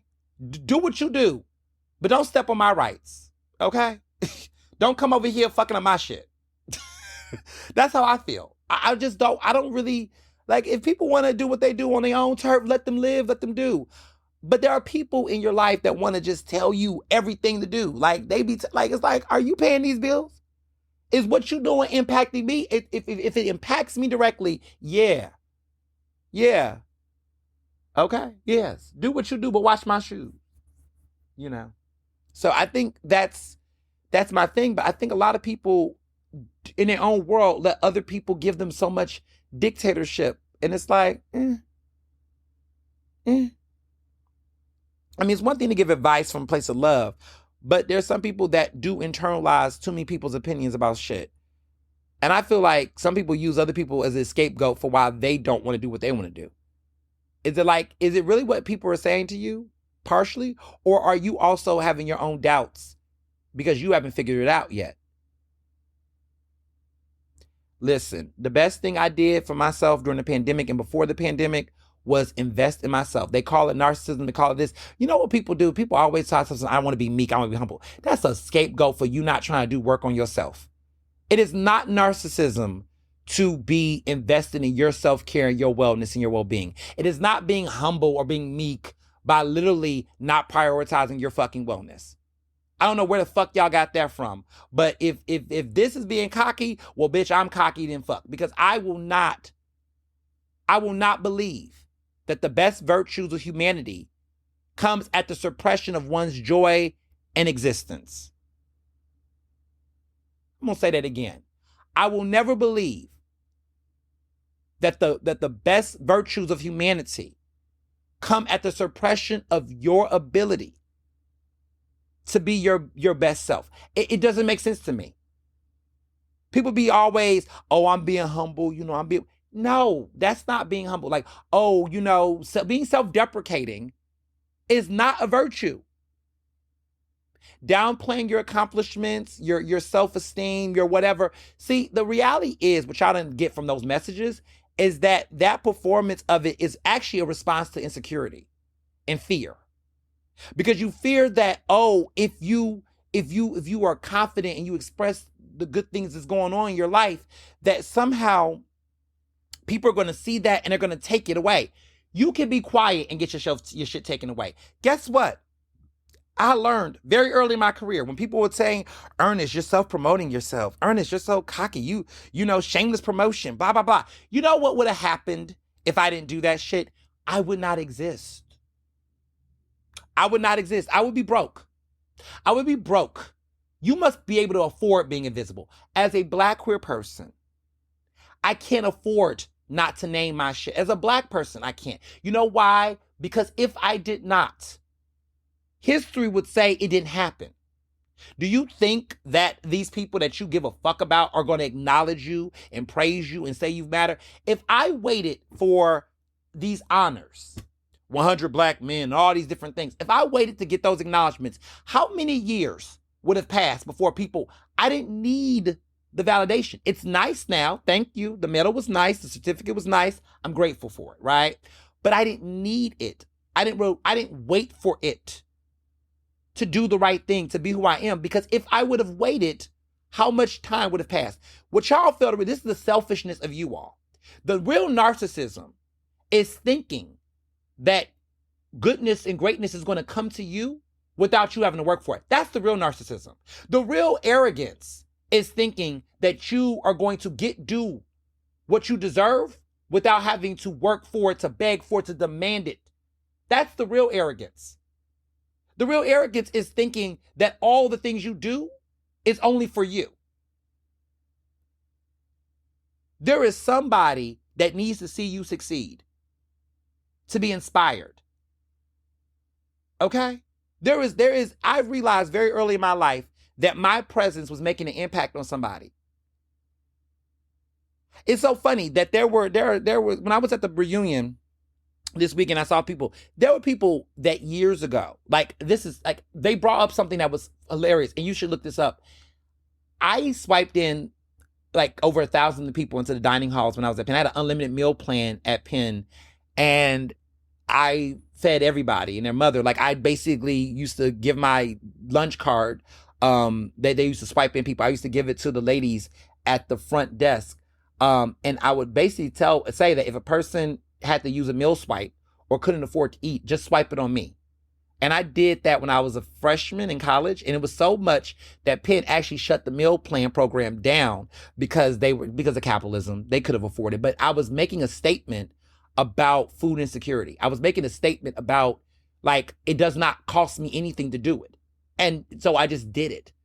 And people to this day, it was crazy. These people around me said, I remember you. And I was like, oh, well, how do we know each other? And it's one time I was down on my last meal swipe, and I remember you was swiping it. I used to always come. You used to feed, your meal swipes. I just want to thank you for that. I was like, what? That was 14, 15 years ago. But people still remember that kind of stuff. And so I say all this to say that doing the things you do, you don't know how people remember that, how it will impact people. How many people have come to me and said, you made me feel comfortable with being myself and coming out? You don't know. And so if you're really hell-bent on yourself and what you think and you're worried about this, everybody keep thinking about what the critics are going to say. But what about the people who actually going to benefit are going to say? I have a different mindset about it. I feel if I do this, how many minds, how many hearts, how many people that I can make an impact on? I'm not thinking about what the haters are going to say or what they're going to always have something to say. Have you ever thought about the other way of actually what you're doing is going to make an improvement? And so many people are educated and smart and talented that got so much to give to the world. And they're too busy thinking about what the bad is going to be, but you have never thought about what the good of it is going to be.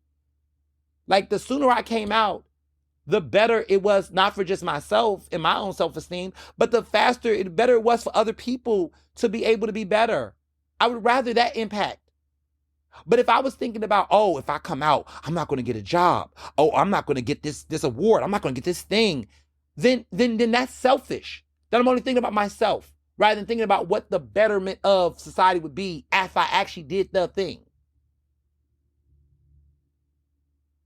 Like, people say, oh, you do your podcast, it's going to piss some people off, it's going to this. But you know what? The podcast actually liberates people and inspires people and makes people happy. Thousands of people listen to this podcast every week, and I'm thinking about that flip side of it, the upside of it, the upswing of it. Everyone's thinking about the downside. I'm thinking about the upside of the shit. It's a reprogramming that, for as much as people will tell me, oh, you're so polarizing, oh, you're so controversial. And I'm like, bitch, am I really though? I mean, maybe, yes, to some cases, yes, but am I actually, but if it was so bad, why am I making more money and being more successful than I probably would have been if I was in the closet lying somewhere? Have you ever like reframed the thinking on the shit in your own life? Have you ever like reframed, like, a lot of the times where you was in doubt about stuff, that actually it was better when you got off that hump? Get the fuck off of the fucking bench and go play. Get off the fucking bench. You need to hear this. Whoever you are, you need to hear this. Because there's a lot of people I'm looking at that's on the bench. That's on the bench. That's just waiting for somebody to tap them and tell them to go play. Man, they might, 5 years later, like, do what you need to do now. How do I know this? Because there's a lot of people, a lot of elders that have been mentors in my life. And I asked them, what are your regrets? What are the things you regret? What are the things you regret? And they said, if I would have done it much sooner, left that job, did that thing,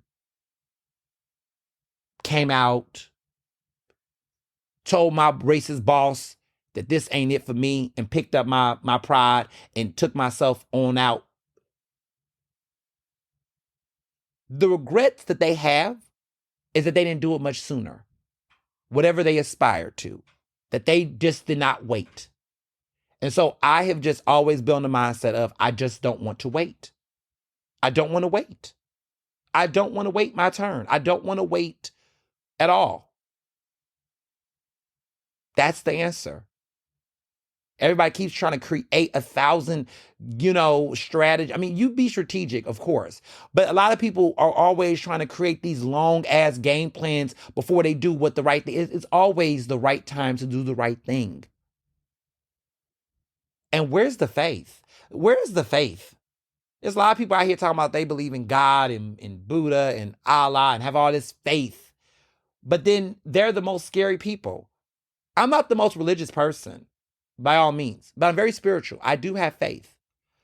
But I think that's the interesting thing. And a lot of people that run around here praising God, praising Jesus, praising all these people that be going to church, they don't even have that much faith. I don't go to church that much. They'll call me whatever. I don't know. I don't go to church. I'm not very religious in that way, but I do have faith, and I do have a sense of spirituality of it. And I think what's ironic is that, as somebody who don't partake in the rituals as much as others, I have more faith and confidence in them. I'm like, what is the teachings giving you? Are you just practicing faith? Are you actually living in faith? Like, whatever faith looks like for you. Because I just live in a space of optimism, in a space of just like, I'm doing the right thing, and I believe that the universe will protect me, and it has. And I think a lot of people are just so, they'll rep all this, oh, praise God, Jesus, crosses, they wear all of that, but be the main scary ones. Be the main ones worried and fearful. And I just be like, how is that possible? How do you have all of that fear? How do you have all of that anxiety? How do you have all of that insecurity, but yet you have so much faith? Do you really have faith? Or are you performing it? Are you performing it? Are we in the era of performance? Take the picture. Take the selfie outside the church. Say the prayer. But do you actually embody it? Do you actually live it? I'm just saying. I'm just sick. I just think it's 2025. Let's cut the fake shit. Let's cut it. Let's cut it. Because I still think of James Baldwin, who says it all the time. That's the quote I live with this year. I don't believe what you say because I see what you, I can't believe what you say because I see what you do. It's time to start doing, motherfuckers. It's time to start doing. It's a lot of saying, a lot of talking, but where's it doing? Which now leads me to my final part of my how I'm doing part. Listen, this podcast, look, we're going to have a ball. It's going to be a ball today. It's going to be a ball. This episode's going to be a ball, okay? It's going to be a ball. This past week was the PABJ Media Professional Awards, and we made a big announcement. It was a great time. We honored some great luminaries. Brittany Smith from the Philly Download. We honored Dr. Masa Nooney, who is a department chair, English chair, a department chair at CCP, Community College of Philadelphia. We honored Brett Perkins at Comcast. We honored so many great folks. Robert Henderson from CBS. We honored Janae Robinson from Visit Philadelphia, and Joanne Bell with the Lifetime Achievement Award, which was just a touching event. The luncheon was at Del Frisco's. It was a success. It was sold out. It was packed. It was gorgeous. It was wonderful. It was a great event. And I made a big announcement, which I can now announce to you all. I've been keeping this a secret. But PABJ and myself, as the proud president and executive producer of this upcoming event, we are going to be having and hosting the Emerging Media Diversity Convention. It is PABJ's first ever convention, and we're having it in Philadelphia at the Community College of Philadelphia at CCP. It is going to be the weekend of September 26th to 27th. So that's Friday, September 26th, that evening, and all day on Saturday, September 27th. It is going to be an immersive experience. We're going to have workshops, job fair, a career expo. We're going to have talented speakers. We're going to have a great symposium. We're going to have lots of events, lots of opportunities for people to engage, lots of fellowship. It's going to be a fabulous time. And we're going to be having it right here in Philadelphia. And it is focused on diverse media professionals between the ages of 21 and 40. So it's going to be under 40. We're working on that target group. And this is the opportunity to not just sell pipe dreams, but to create a pipeline. And it's going to be a great experience. We have the support, we have the space, we have the date, we have a schedule. We're working on media career fair portion. So if people want to create a section, and we're looking for that. But programming is great. We're already working on panelists and people that's going to be on panels and whatnot. But we're going to do a lot of the planning of that in the summer. But we already have the event schedule and agenda. If people are interested in being a sponsor, let me know. If you got a company that wants to sponsor and support, that's what we want. We want the sponsorships. We got the space, we got those things, but we would love people to be sponsors of the event. So if people want to be a part, to just say, look, I was a sponsor. I put my money where my mouth is, and I supported, this convention. By all means, we were up for that. But as far as talent goes and things, we're working on that. We got everything up and moving. We got the venue, we got the catering, we got most of the bones in place. But I've been working on this for the past year. It's really 5 years in the making.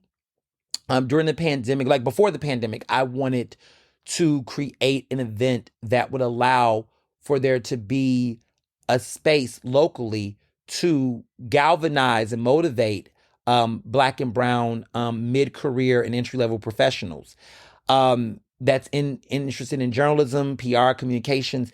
And there has been, other organizations, that we know nationally that have conventions. But this came about because in 2020, this is before I was banned from NABJ, whatnot, they have not done any conventions physically on the East Coast. They have no investment in doing anything in Philadelphia, New York, or anything like that, Baltimore, and these places.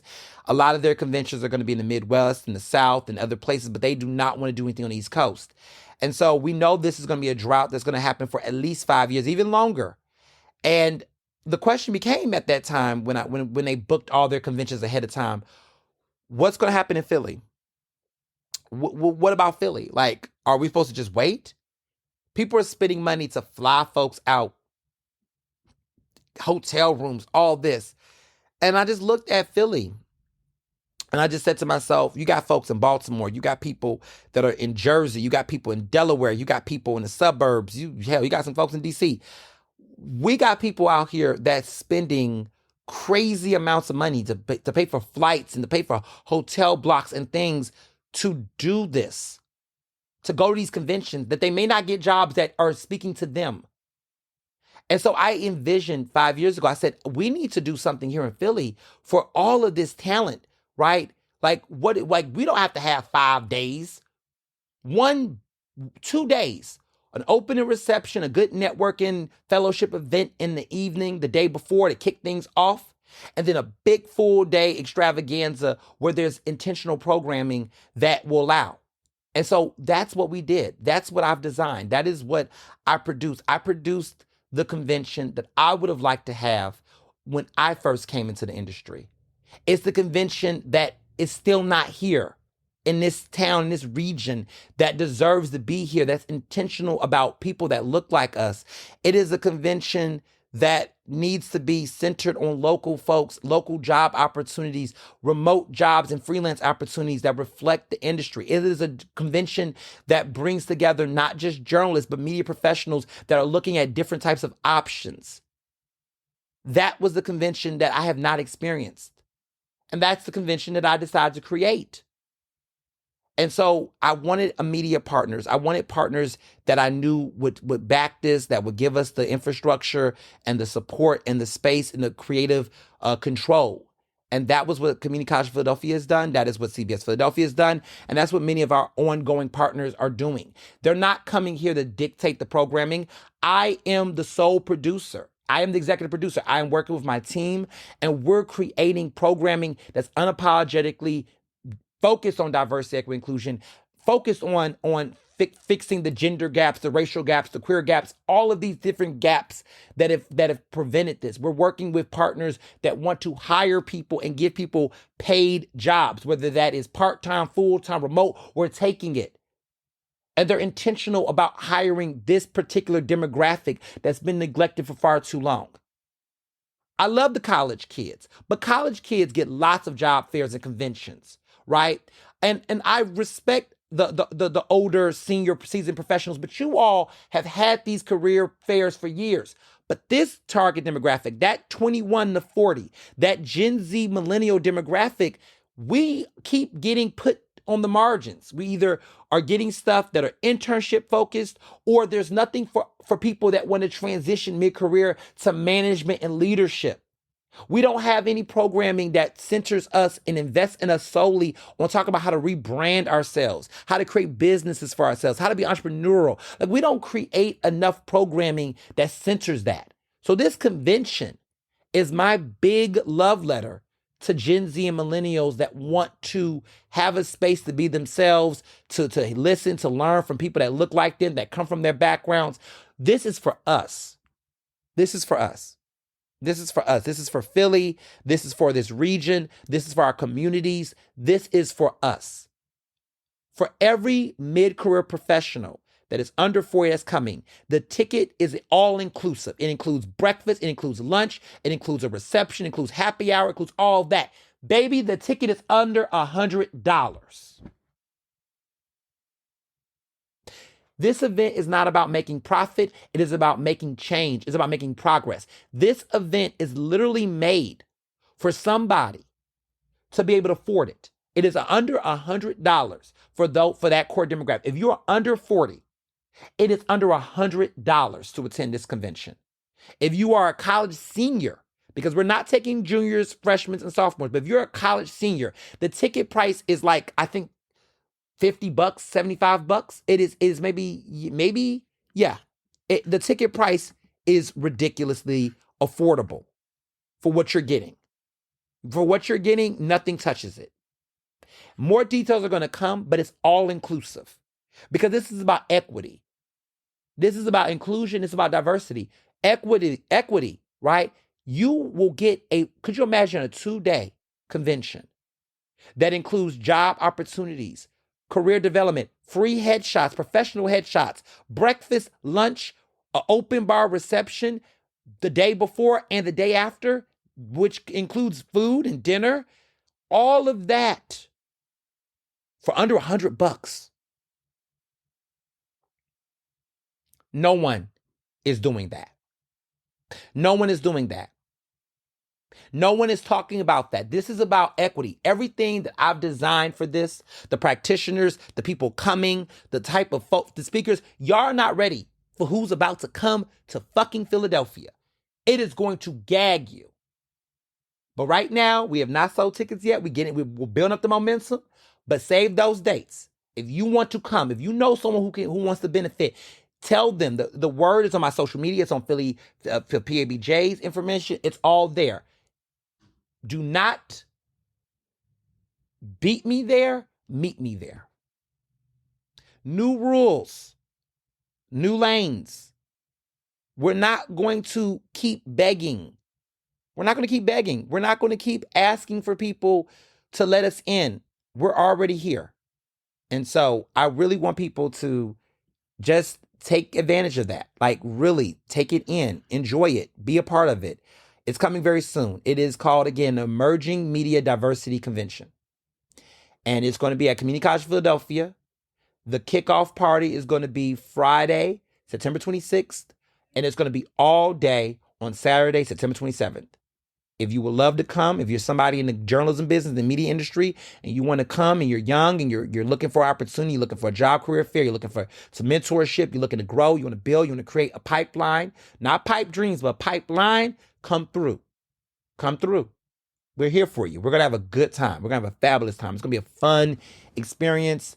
There's so many surprises coming. You all are not going to be, you're not going to be ready for this. You're not going to be ready for this. You're not going to be ready for this. So come through, have a good time. We're going to have lots of food, open bar. It's going to be networking programs. I'm just in awe and super excited. And before we get to hot topics, I do want to make a real quick plug. I went to the Art and Theater Friday night. Yes, I've been up and going, up on the run, okay? I went to the Art and Theater and I saw Rent. It was incredible. Okay, if you like Broadway, if you like a good musical, Rent at the Arden was sensational. I never thought I was going to ever get a chance to get to see Rent because there's no revival of Rent on Broadway right now. And a lot of people, I haven't seen that many Rent productions. And so when I found out that Rent was coming to Philly, like Dreamgirls, I was like, I got to see a stage production of Rent. Like, I want to see the musical in person. It was insanely talented. It was full of energy. I loved it. I saw the movie growing up. I saw the film adaptation, but I never actually seen the show. Like, I can't tell you, I am a theater nerd. I love, like, I've gone to see plays and musicals more than I've been to movie theaters. And that was in my 30s, I made a private little goal to myself and said that in my 30s, I was going to see more stage shows in theater than movies. What a flex, because theater tickets are not cheap. But I just said to myself, like, I want to see more live theater. I want to see more live performances. I really want to go experience theater at that level. And I do. I go to the movies. I barely go to movies. Like, I saw Sinners, of course, but I rarely go to the movies that much. And maybe because the movies are just like not exciting. Like, there's like a lot of this is just like all these damn remakes, all these Marvel super action films. Like, movies are just, it's just not that many good films. I see more theater shows. I go to a play or a musical maybe once or twice a month at this point. Like, I'm always going to see a show. Like, I'm actually going to see Some Like It Hot later this week when it comes to Ensemble Arts, aka the Kimmel, y'all. But Ensemble Arts, it's going to be at the Forest Theater. And so I'm going to see Some Like It Hot later this week. But, like, I just love theater. Like, I just love to see a good play, a good musical, a good show. You could never go wrong. It just, I don't know, something about theater just takes me over. I was just talking to my bestie Abel. he finally went to go see Gypsy with Audra McDonald because he saw me just hyping it up on Instagram for like so many weeks. Like, I'm obsessed. And I just kept telling him, I said, you're going to love this show. Like, you're going to love this show. Like, I was like, Abel, my bestie Abel, look, Abel is a very, like, he's a critical thinker. It is hard to impress him.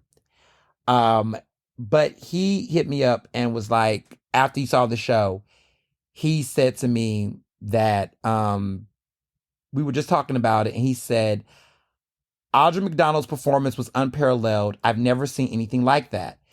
And he said the whole theater stood up after she finished, that Rose's Turn. And we talked about some other stuff, but he was just like, everybody got up. I told him, like, when she does Rose's Turn, if somebody ever asks me, what is the best live performance I've ever seen in my life? Like, just a live act. I think I know what it is. The answer is Audra McDonald performing Rose's Turn in Gypsy. Like, just that alone, that one single performance is the best live performance I've ever seen in my life. Yes, I'm being dramatic, but I'm actually not being, I'm dead ass. I've seen Beyonce, and that's incredible. Like, she's a great performer, right? But the single, like, large one-act performance, like just one solid performance that I've ever seen live in my life thus far is that. Nothing has ever moved me to tears, have moved me to yelling, to just an out-of-body experience. When Oprah described what she described on Instagram, when she described that experience, that was the experience I had. If you have not seen Gypsy on Broadway, do not walk, baby. Run. I'm going to keep saying that until that show runs. There is nothing that compares to that fucking performance. It will bring you to your feet. You will forever be moved. I am still thinking about it. I cannot stop. It is that fucking incredible. I digress. I just had to say that, because it's working. Look, I'm a part of the Audra McDonald hive, okay? I'm a part of the Stan Club. I've never wanted someone to win a Tony so bad in my life. I don't think I've ever wanted someone to win so bad since Beyonce won Album of the Year for Cowboy Carter. Like, I think that's my new obsession. I want Audra McDonald to win this Emmy. I mean, this Tony. Her seventh Tony. I don't care. Like, I remember when Beyonce said, Beyonce got enough Grammys. She's one of the most, I don't care. She needs to win Album of the Year. She did. Okay. I need this now. Now I'm on a new obsession. I need her to win this Tony, which she might win next week. Well, not this next week, later in June for the Tonys. I don't care about Nicole Scherzinger. I don't care about Sunset Boulevard. I don't care. She's a trumper. I don't care. I don't. Lines are being drawn here. So, moving along to hot topics. Okay. Trump is trumping. I don't know what more to say. Trump is trumping. There's a lot of talk about, there's so much going on in Trump land. Every week there's something going on with Trump. The Pope is coming for him. Everyone's talking about his wild plan to unleash terrorists on justices' homes. That's speculated. Trump is threatening ABC because there's a lot of talk about that Qatari plane coverage. It's a lot of talk.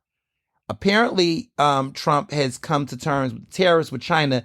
They've reached allegedly some type of understanding. We don't really know what that means, but for 90 days, things are supposed to calm down. Walmart is telling the truth on tariffs. And you know how I feel about Walmart. They're not perfect,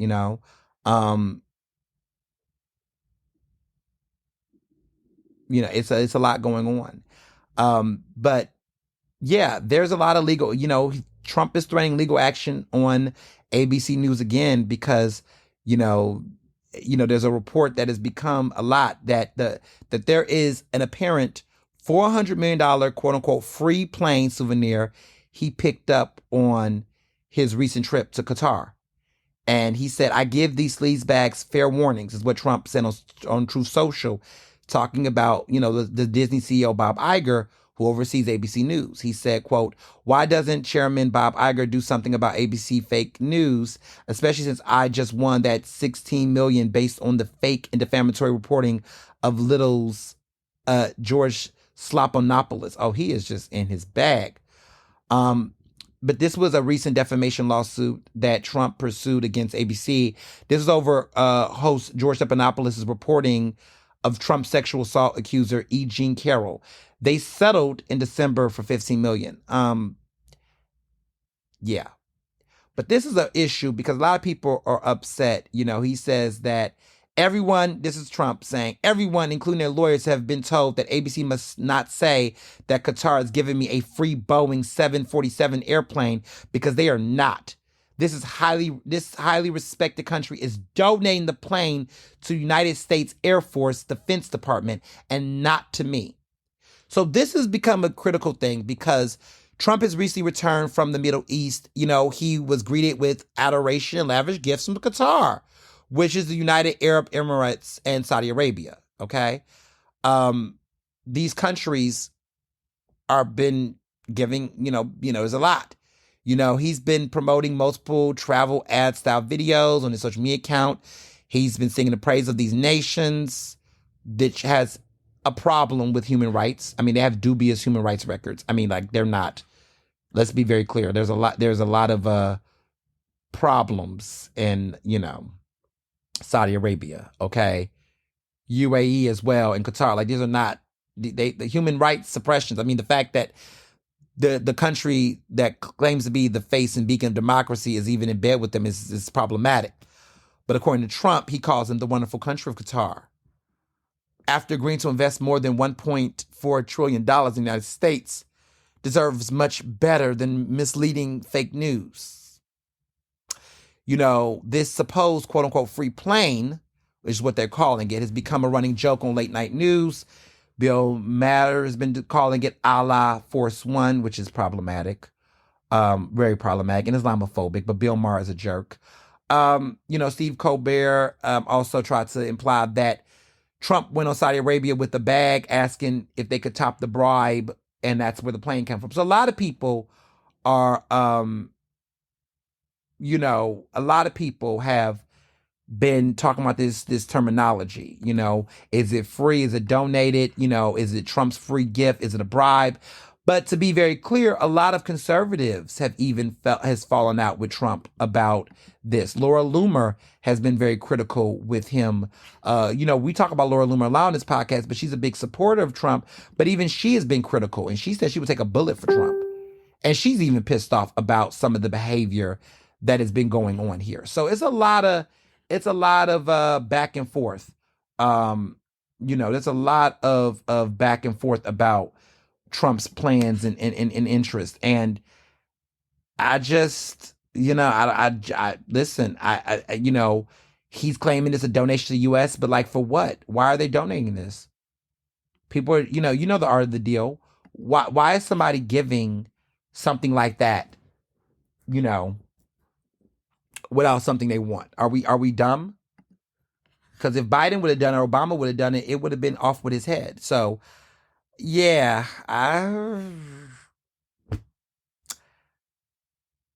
this is what y'all elected. So, that's all I got on that. Speaking of which, a lot of people are trying to figure out, everyone's already trying to be over Trump to say who's next in line. Who's the next heir apparent to Trump, right? Well, apparently Republicans, 46% in a poll said that J.D. Vance is who they're going for right now. J.D. Vance, 46% of the GOP and Republicans want J.D. Vance to be the next president of the United States. So, after this one term that Trump is dealing with, we might see a situation where this might be the case. We might see a situation where, Trump, gets, Trump's successor. Everybody was saying J.D. Vance won't be next, but it looks like that could be possible. So yeah. I don't know. I mean, Bacon, I'm just thinking about JD Vance specifically. He's very young. He would be a very young president. I mean, this man would be like 43, 44 years old when it's all said and done. I think he's like 40 now and he's the vice president. He's one of the youngest vice presidents that we have. So it would be interesting to see that play out. It will be interesting. I don't think I don't want to. I don't see JD Vance being the next president of the United States. Something about him just does not feel like presidential. It kind of reminds me with like Mike Pence. Like everyone thought, Pence would be next. And everything about Mike Pence did not give that. And so I don't think that's going to be the case here with JD Vance. I think JD Vance is weak. I don't even think he could win his primary. I don't even think he can win the GOP primary if he was challenged. I mean, Trump is not even, apparently Trump is like relaxing on this narrative around a third term. It doesn't seem like he wants another term. Again, you never know, right? But I think Trump has been easing off of that rhetoric as well for very good reason. So I'm very much, I could see it a different way there. But also too, House Republicans right now don't seem like they're really rocking with Trump. And I don't think JD Vance benefits from that as much either. House Republicans have blocked his quote unquote big, beautiful bill, which is a major setback. These right-wing lawmakers, they're saying that his bill, which is centered on tax cuts and funding deportations, doesn't make enough cuts, which is wild. Like, this man has not passed that many bills. Trump has not passed a lot. He's talking about he would extend tax cuts enacted during his first term. He's going to try to fund mass deportations of undocumented immigrants and also make good on his campaign promise to end the taxation of tips and overtime. To even offset that, though, he would have to make cuts to the federal, safety nets, which means that Medicaid and SNAP, which is a supplemental nutrition assistance program, will take a major cut.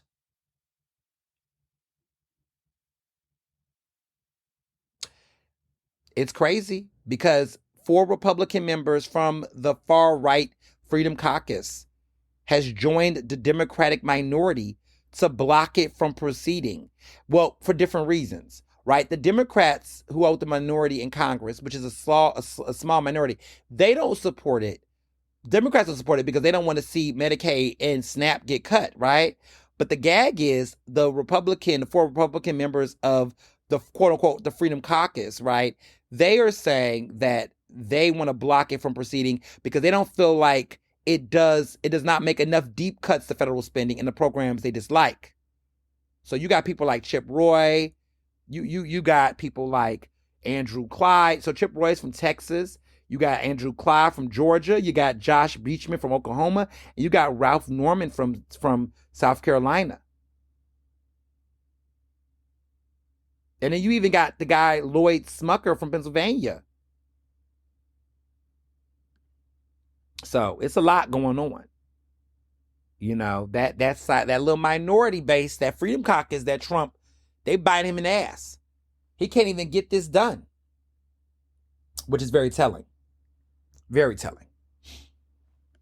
But they think JD Vance is going to be the next in line. Please. I don't see it. But as much as I would love to act like there's this unity happening in the Republican Party, because there is this unity right now. That Freedom Caucus is bucking against the rest of those Republicans. I just think we can't talk about how the DNC is fighting. The Democrats are fighting. Pennsylvania lawmakers, there's a lot of fighting right now within the Democratic Party. And we're going to talk about it. David Hogg. It's happening. Squabbling. Okay. The DNC's Credentials Committee has decided that there should be a new election for vice chair positions after Malcolm Kenyatta, who is the current state rep, and he's a state rep in Philadelphia, and David Hogg, who is the gun control activist and survivor of the 2018 Parkland, Florida high school mass shooting. Okay. they're saying there should be a new election after they were elected in February. This decision happened after an unsuccessful female candidate for the role. This was a woman who filed an appeal with the DNC. This happened back in February around that time over a procedural voting move that she made on the floor in that election that she said put women at a disadvantage. So this, to be clear, this isn't about, well, we'll get to it in a minute, but there was a woman who has filed a complaint. This was back around February after the election. She wants there to be a re-election because she thinks there's an issue with the challenge. And there's 3 vice chairs. One of them is a woman who's not being challenged, but the other 2 positions are being challenged. And this is involving David Hogg and Malcolm Kenyatta. So there has to be a re-election based on that. It's a lot going on. It's a technicality, basically. But of course, a lot of people are saying that they think this is because, David Hogg has been outspoken right now. And so there's a lot of people that's been complaining that said this is an attack on David Hogg. And there's a lot to be said there. I'm all about facts and things, y'all, right? That's not the case. That's not the case. And I think a lot of people are running with emotions, and there are some different facts here to be evaluated, but we got to be factual. This move is not because of David Hogg. This move is because of this particular woman who is from Oklahoma. She is making this challenge. She is saying that this, her name is Kaylin Free. She ran against David Hogg and Kenyatta in February. This is back when that vice chair race happened. Basically, she says that, there was a handling of this vote that gave the 2 men an unfair advantage amid the national party's requirement that its executive committee achieve gender balance. There was a Monday evening vote. This happened last Monday. This committee, they made a high-profile decision. And DNC Chairman Ken Martin has been separately pushing for reform that will require all party officers, including himself, to remain neutral in primaries. This is all happening around the same time of what's going on with David Hogg, right? So here's the issue. There's going to have to be a new election vote, okay? And the DNC rules require the National Party Executive Committee shall be equally divided as practicable is what they're saying, along gender lines. So in other words, if the committee includes members who identify as non-binary, they don't count for the purposes of gender division. So basically, there was a whole process about a new slate of officers. The vote for the 3 vice chairs being the last position to be filled, it became clear the party needed to elect at least 1 man to the final 2 vice chair spots to maintain the required gender equity on the 7-person executive committee. The party then decided to hold a single vote to decide the final 2 slots instead of holding separate votes for each position. So what Free is claiming is that the combined ballot unfairly benefited Hogg and Kenyatta, the only 2 men left in the race, because members had to vote for at least 1 man on a combined ballot. She's making an argument that it's possible that they could have voted differently if the ballots were separated. Now, this is being reported by NBC News. The representatives for David Hogg and Kenyatta, of course, they disagree with the challenge. They argue that the party was well within its discretionary right to make a move to shorten the lengthy voting process in real time. But nonetheless, there will appear to be an election. Now, there's been some fighting between David Hogg and Malcolm Kenyatta and within the party, because a lot of conspiracy theorists believe that this is all happening as a way to try to force David off. That when this election comes, David Hogg will be pushed out. Malcolm will most likely keep his seat, but David's going to be the one that's going to take the hit. And David has been working his rounds with the media. A lot of the conversations, the headlines have been censoring David Hogg, who's white.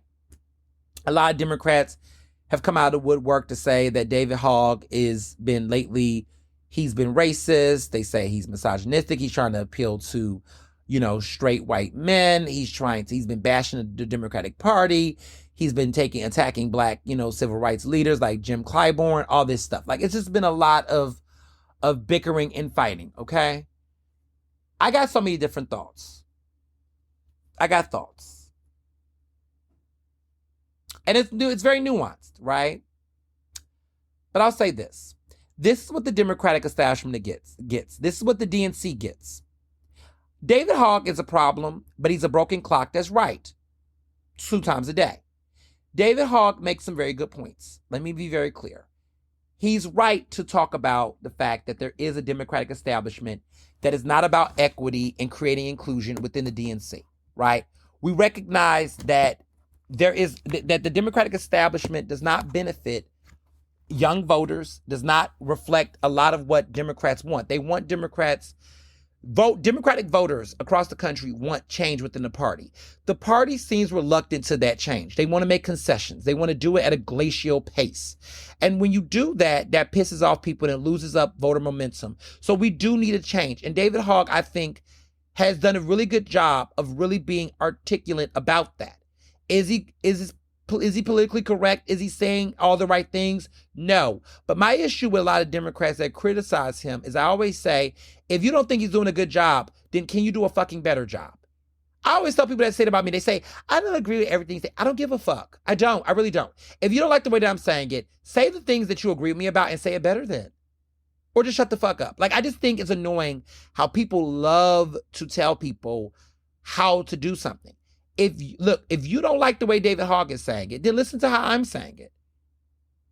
But then you don't like the way I'm saying it, so then what is the way? You know what I mean? So I really don't care much for the respectability notions on him around that, policing language, because I don't feel like I'm hearing Democrats say the other things that they feel like needs to be said. They're very passive. There's a lot of passive aggressiveness.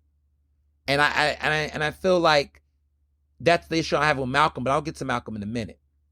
David is also clearly, people have accused him of being a grifter, that they say that he has grifted off of a lot of this Parkland shooting stuff to censor himself and platform himself. You know, that's very insensitive because he did go through that trauma, and I don't want to say he's a grifter.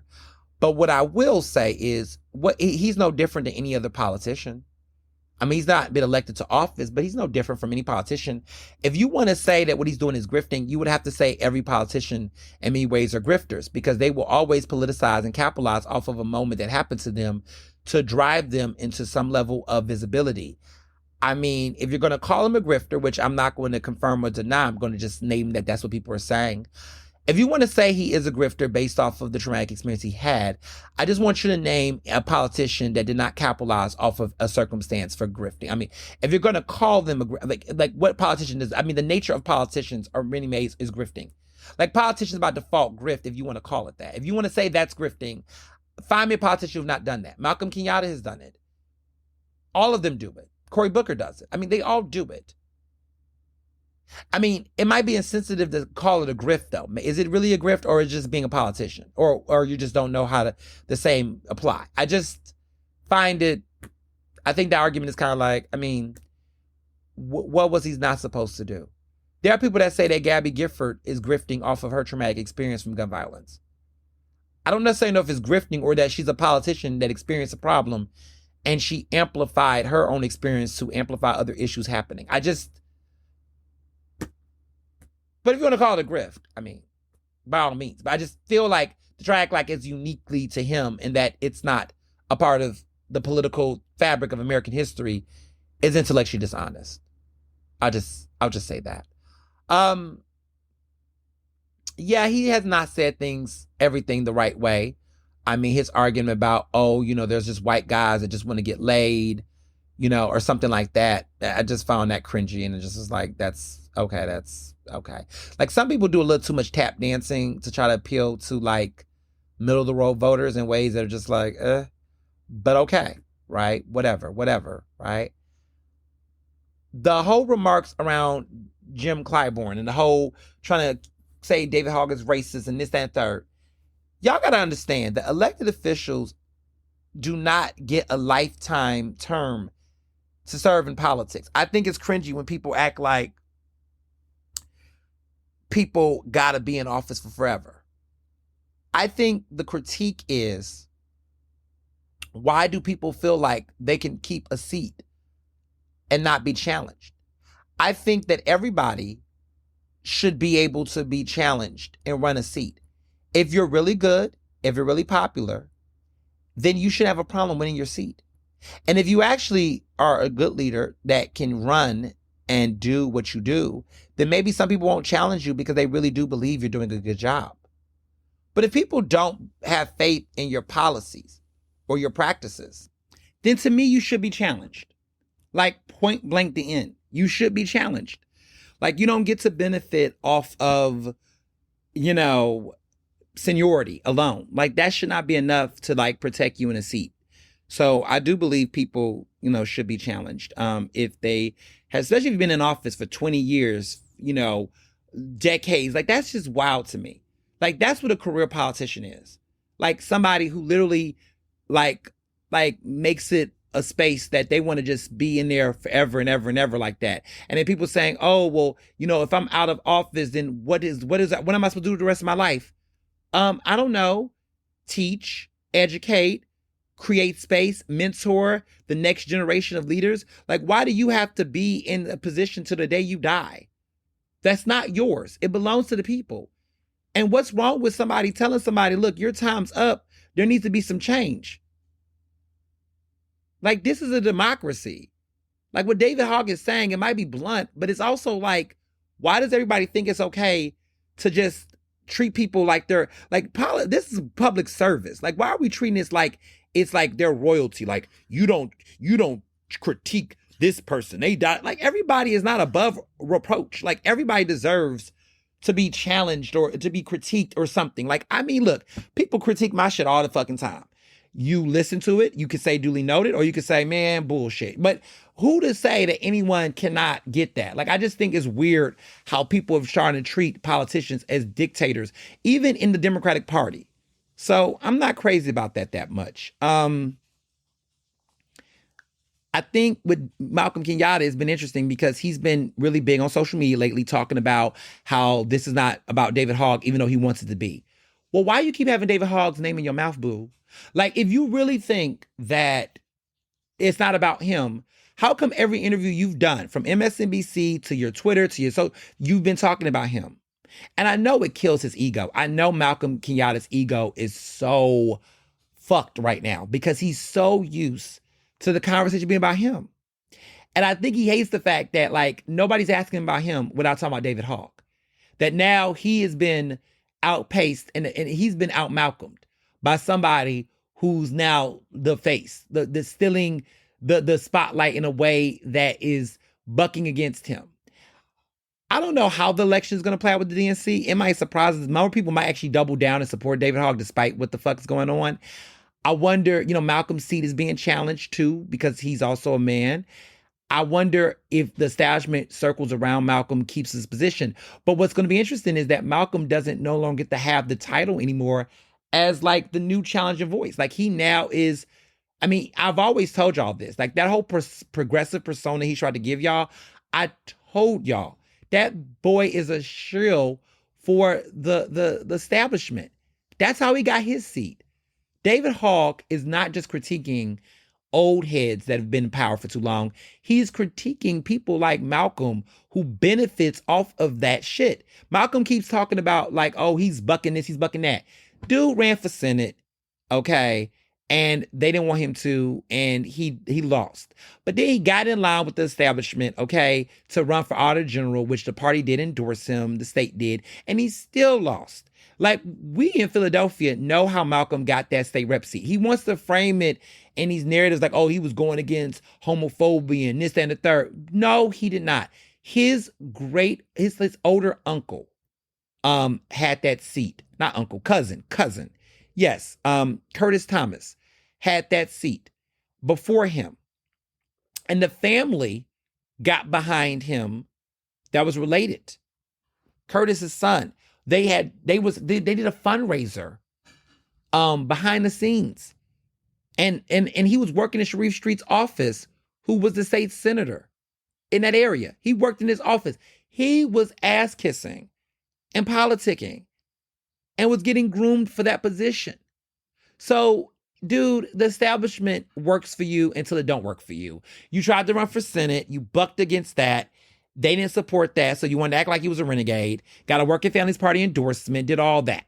Then you turned around and you ran for Auditor General, with the establishment's backing, and you still lost. Like, he benefits.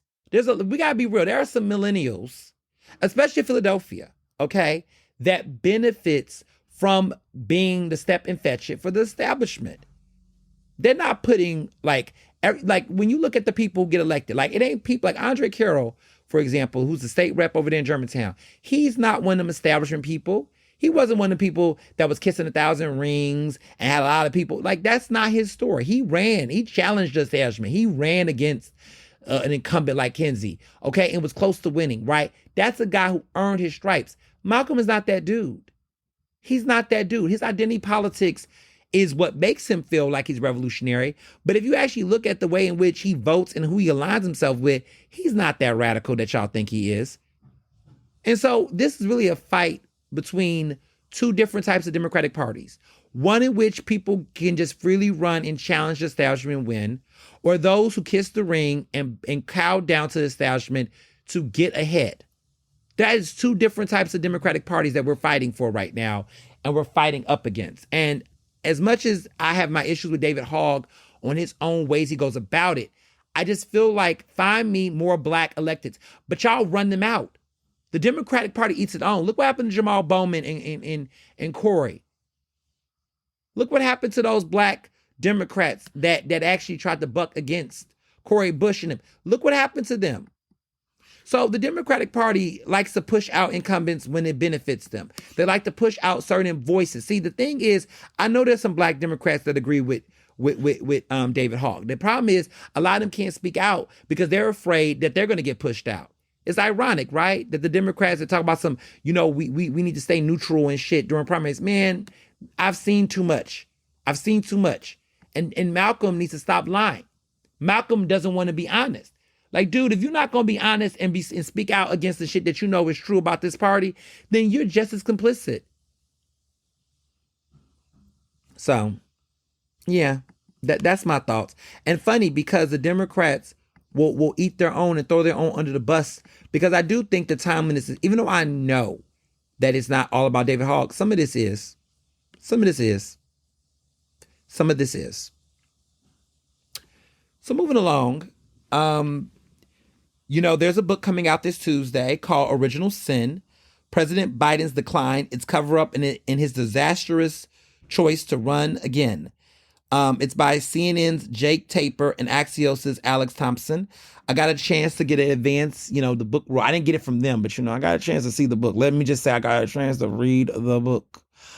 There's a lot of stuff that's going to come out, stuff that's already been coming out. Honestly, I'm not crazy about the book. I'm not going to hold you. I'm not really crazy about this book. It's spicy. There's some tea, whatever, it's the, who knew what? There's a section about how there was a fundraiser with Julia Roberts and George Clooney and Biden. Biden apparently in this book, they're claiming that Biden didn't recognize George Clooney. Okay. What annoys me the most is I've said this last time with Bob Rudolph's book, right? I'm so tired of these tell-all books that come after the fact. Like, do y'all remember where we were around this time last year when Biden was about to do that horrific debate? And there were a lot of narratives that he was fine, he was this, he was that. And there was a lot of reporters and people that, play both sides and all that shit. And now everybody wants to come out and be like, oh, I knew that. You know what, man? With friends like these, who needs Republicans? Who needs MAGA? Who needs it? I just don't care. Because he's no longer the president, y'all. He's no longer the president.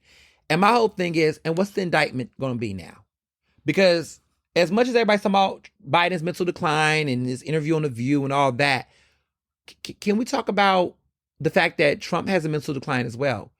That the way in which this man has been acting and how lack of cohesion he's had, that's not necessarily doing too well for the country either. At some point, we just got to stop romanticizing and obsessing all these things. The fact that there's a book, I could have been fine if there would have just been a larger book about Biden and then that would have been a chapter, a segment. But to make an entire book about who knew and what knew, like, okay, and what? And what are y'all going to do? What we gonna do? I'm still waiting for Congress to do about the fact that Trump's in office. So I just feel like the salaciousness of these types of books and things, it's just like, what a waste of journalism and resources and money. What a waste. What a waste. That's how I feel about the book. I was not impressed. I don't recommend anybody read it. I mean, just whatever you get off the headlines. I just think it's just this is the type of journalism that I just feel like is excessive. It's messy. It doesn't do anything for anybody. And I'm just going to leave it there. That's how I feel about it. I just don't care. Debate your cat, debate your dog. Okay, Biden was not fully there. Okay, even Ray Charles could see that at this point. Okay, now what? Now what? You know, okay. Bingo. So, something took place over the weekend that I'm not going to spend too much time talking about, but I do want to mention it. The largest antebellum plantation house in America was destroyed by fire. Good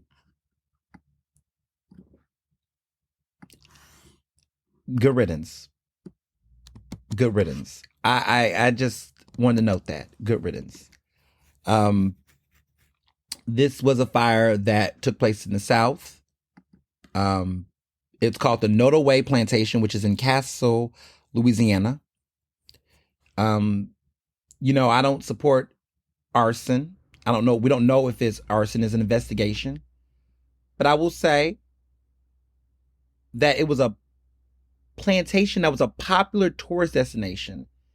So much that was being used for weddings and events. And so the owners of the plantation are facing financial loss due to the destruction of the mansion. You know, it's a landmark. It was a significant symbol of the South's past, representing both its opulence and its dark history of enslavement, as some people have billed it.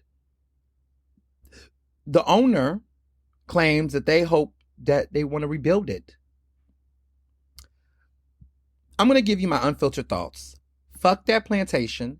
Fuck the people that was going there having weddings there. There were enslaved people, enslaved black people who were raped, tortured, abused, dehumanized. And you mean to tell me people were out here having weddings and events there? When I heard about Blake Lively having a wedding on a plantation, I was done with her and Ryan Reynolds, personally. I was not a fan because of that. And like, why do people think that's cute? With all that money, y'all can't go find a mansion. Y'all can't go to a Sescapade event, a space. Y'all can't go to Paris or some shit. Like, what is the glory? Like, you have to literally be someone that you just have to be a racist to enjoy and want to host something at a place and a location that you know. And this is what I mean by the double standards. You're not hearing anybody want to do a wedding gathering or ceremony at Auschwitz. Why is it okay to have it somewhere? It should be neither, right? Like, you don't hear people being like, yeah, let's go over to this location and there's rich history. Who would do that? Like, the mere thought of people saying, yeah, we're going to have wedding ceremonies and parties in Auschwitz, where many people were killed and murdered and demonized and abused during a horrible episode in American and world history, global history, right? We know slavery is the same way. Why would you want to have a celebration or party or frolic in an area that in a piece of land and property area that terrorized people? Like, we know this.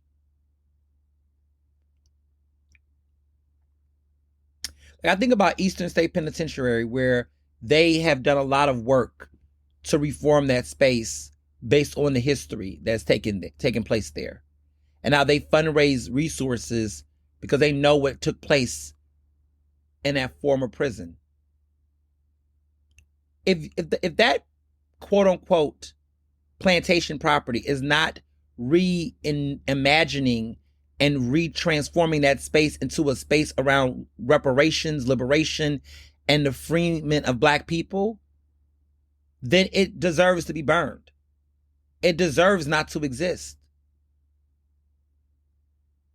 Like the fact that people can raise money, the fact that they want to rebuild a plantation, and listen, if it was arson, oh well, I don't give a fuck about that property.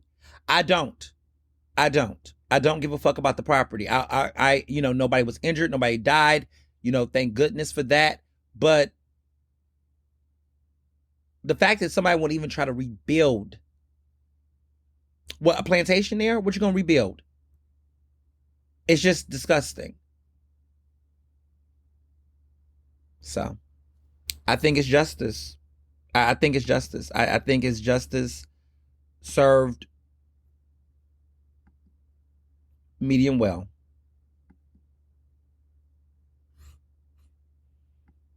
That's my thoughts.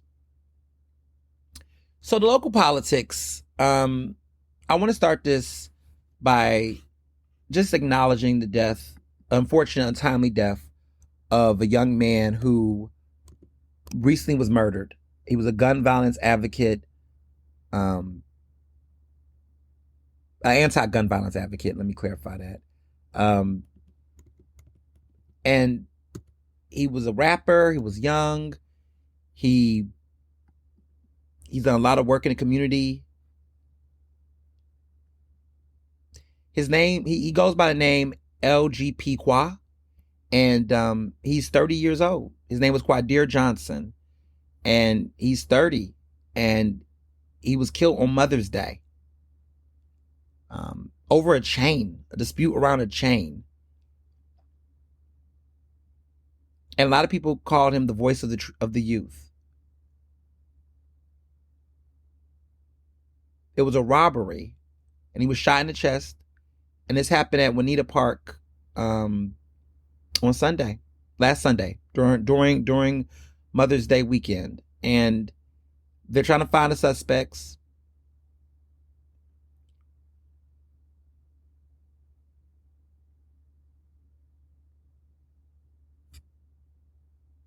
It's just so unfortunate.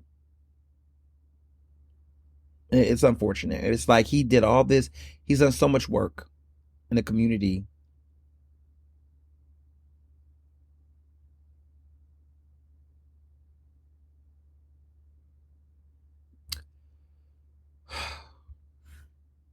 So I just wanted to just acknowledge that. I didn't know him personally, but I had seen him at events. I saw him, he was one of those guys that was just really trying to do meaningful work and make a difference. And it's just, I know this might sound, but it's always the good ones that we lose. It's always the good ones that we lose. Like, he was really trying to make a difference. He was rapping about what was going on in his backyard. Like, he fell victim to the very violence that he spoke out against in his lyrics. And it's just, yeah. What I would say to you all is that right now there is a $20,000 reward for information that leads to the arrest and the conviction of the individuals involved. They're looking for 3 suspects right now that's involved in the killing of him. And they're putting evidence together. I don't think it's going to take too long for them to find the killers because, Philly is small and a lot of people love this young man. And I don't think it's going to be too long before they find it. But now this young man's life we lost, but we're about to lose 3 other lives over something senseless. A chain. A fucking chain. Like, it's just,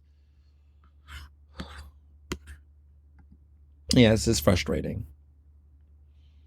But I just want to take that time to acknowledge that because it's just, when these things happen, it's just a reminder to people to just be the best person you can be, make the most impact you can make.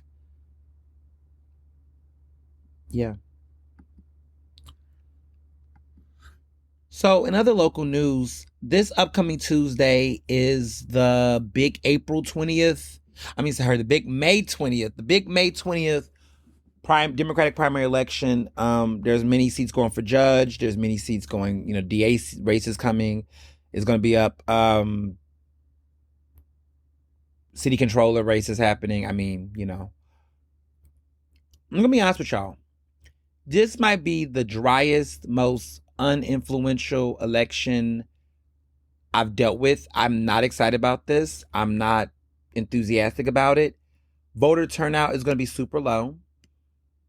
And honestly, I vote because I know it's my right and I'm going to always vote. But if I could skip this one, if I really was someone who was apathetic about voting, I just wouldn't vote in this election. I just don't see, there's judicial races. Yeah, judges matter. But this has just been a very disappointing election cycle on so many fronts. I'm going to vote with my conscience across the board. Even if certain people don't win for judge or other seats or whatever, I don't care. I'm going to vote for who I want to vote for. You should always do that, by the way. But sometimes you may feel like, you know what, I got to take one. But this is a primary where, there's going to be some protest votes for sure. Absolutely. There's some people that should not be I don't care if the party endorsed you. You ain't highly qualified to be a judge. You shouldn't be a judge. I don't give a fuck if the party endorsed you. I'm not voting for you. You shouldn't be on that bench. There's other people more deserving, actually. And so I'm voting with my conscience. I'm voting with my conscience across the board for certain people who I feel like you deserve it, and certain people I don't. I'm not even going to name everybody I'm voting for, to be honest. Not going to, because some of them I'm going to vote for them, but I'm very disappointed in some of the things they've done in their campaigns. To be real with you, that's just despicable, and they shouldn't even get a shout out. And actually, I'm not shouting out any candidate, actually. Okay, maybe Deborah Watson Stokes. Okay, I do like Deborah Watson Stokes. Okay, I'm going to vote for her. But everybody else, some of y'all going to get my vote, but I'm not naming you. I'm going to name Deborah Watson Stokes, though. I will say, okay, I'm going to vote for her. But everybody else, don't ask me what about this. They might get my vote, but I'm not naming anybody else. I'm not feeling it. I'm not feeling a lot of folks how they ran, because a lot of people are hypocrites. A lot of people are hypocrites. I'm not telling you who I'm voting for DA. You go vote for your conscience. You vote for whoever you want on that ballot. You vote for either Pat Dugan or Larry Krasner. I'm not going to endorse. I'm not going to tell you I'm voting for. I just want y'all, some of y'all might take a wild guess and you might guess right, you might guess wrong. I don't know. But I'm not telling you who to vote for. Vote with your conscience. Vote for who you really believe is going to go in there or be in there that's going to make the changes that you want to see. Vote for who you really trust. Vote for who you really want to. Don't let anybody guilt trip you into voting one way or the other. And that goes for both sides. Vote for who you actually like. Vote for who the fuck you want to vote for. I'm going to keep it straight and narrow with you, because I'm going to say that I know who I'm going to vote for. I'm going to vote for who the fuck I want to vote for that seat. And I don't need anybody to tell me what it should be. Cut it out. Because a lot of the hypocrisy that I've been seeing throughout this entire election cycle, you want to say it for one person, but I'm looking at the other guy like, I don't know.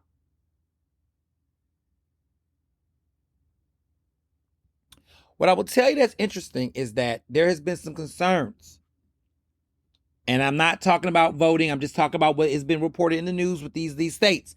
Is that, certain DA candidates like Larry Krasner is endorsing judicial candidates. And my whole thing about the independence of the Philly courts is that there was supposed to be, you would think that these judges in these courts should be independent. But he's supporting candidates like Sherry Cohen and Tanisha Henry A. and Deborah Watson Stokes. And, he's claiming that he's endorsing them because they're highly qualified. which I do believe Deborah Watson Stokes is highly qualified. We ain't gonna talk about everybody else. No shade to anybody else, but he's endorsing them. But what also has been clear, because the receipts have came out, that Cohen, donated $13,000 to Krasner, followed by 7,000 in early May. Watson Stokes donated 10,000 in April and 10,000 in May. And then Henry, who's running, she donated 20,000 up front. He's gotten a combined 60,000 from those three candidates during his re-election campaign efforts. And this is according to campaign finance reports.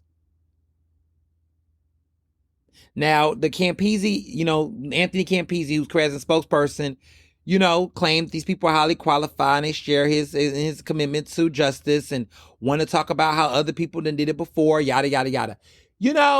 What I'm sick of the most from the Krasner camp in his campaign, which has been relentlessly disappointing across the board, is that they argue that they're reformed, that they're different, that they're doing it different, that they're not the old status quo. But y'all sure do keep naming what everybody else before y'all done did that's a part of the status quo. I just find it hypocritical and interesting that they keep praising about how they're going to be about the change, but it's like you're doing the same questionable, ethically weird shit that you claim everybody else is doing wrong, but I guess it's good for you when you do it.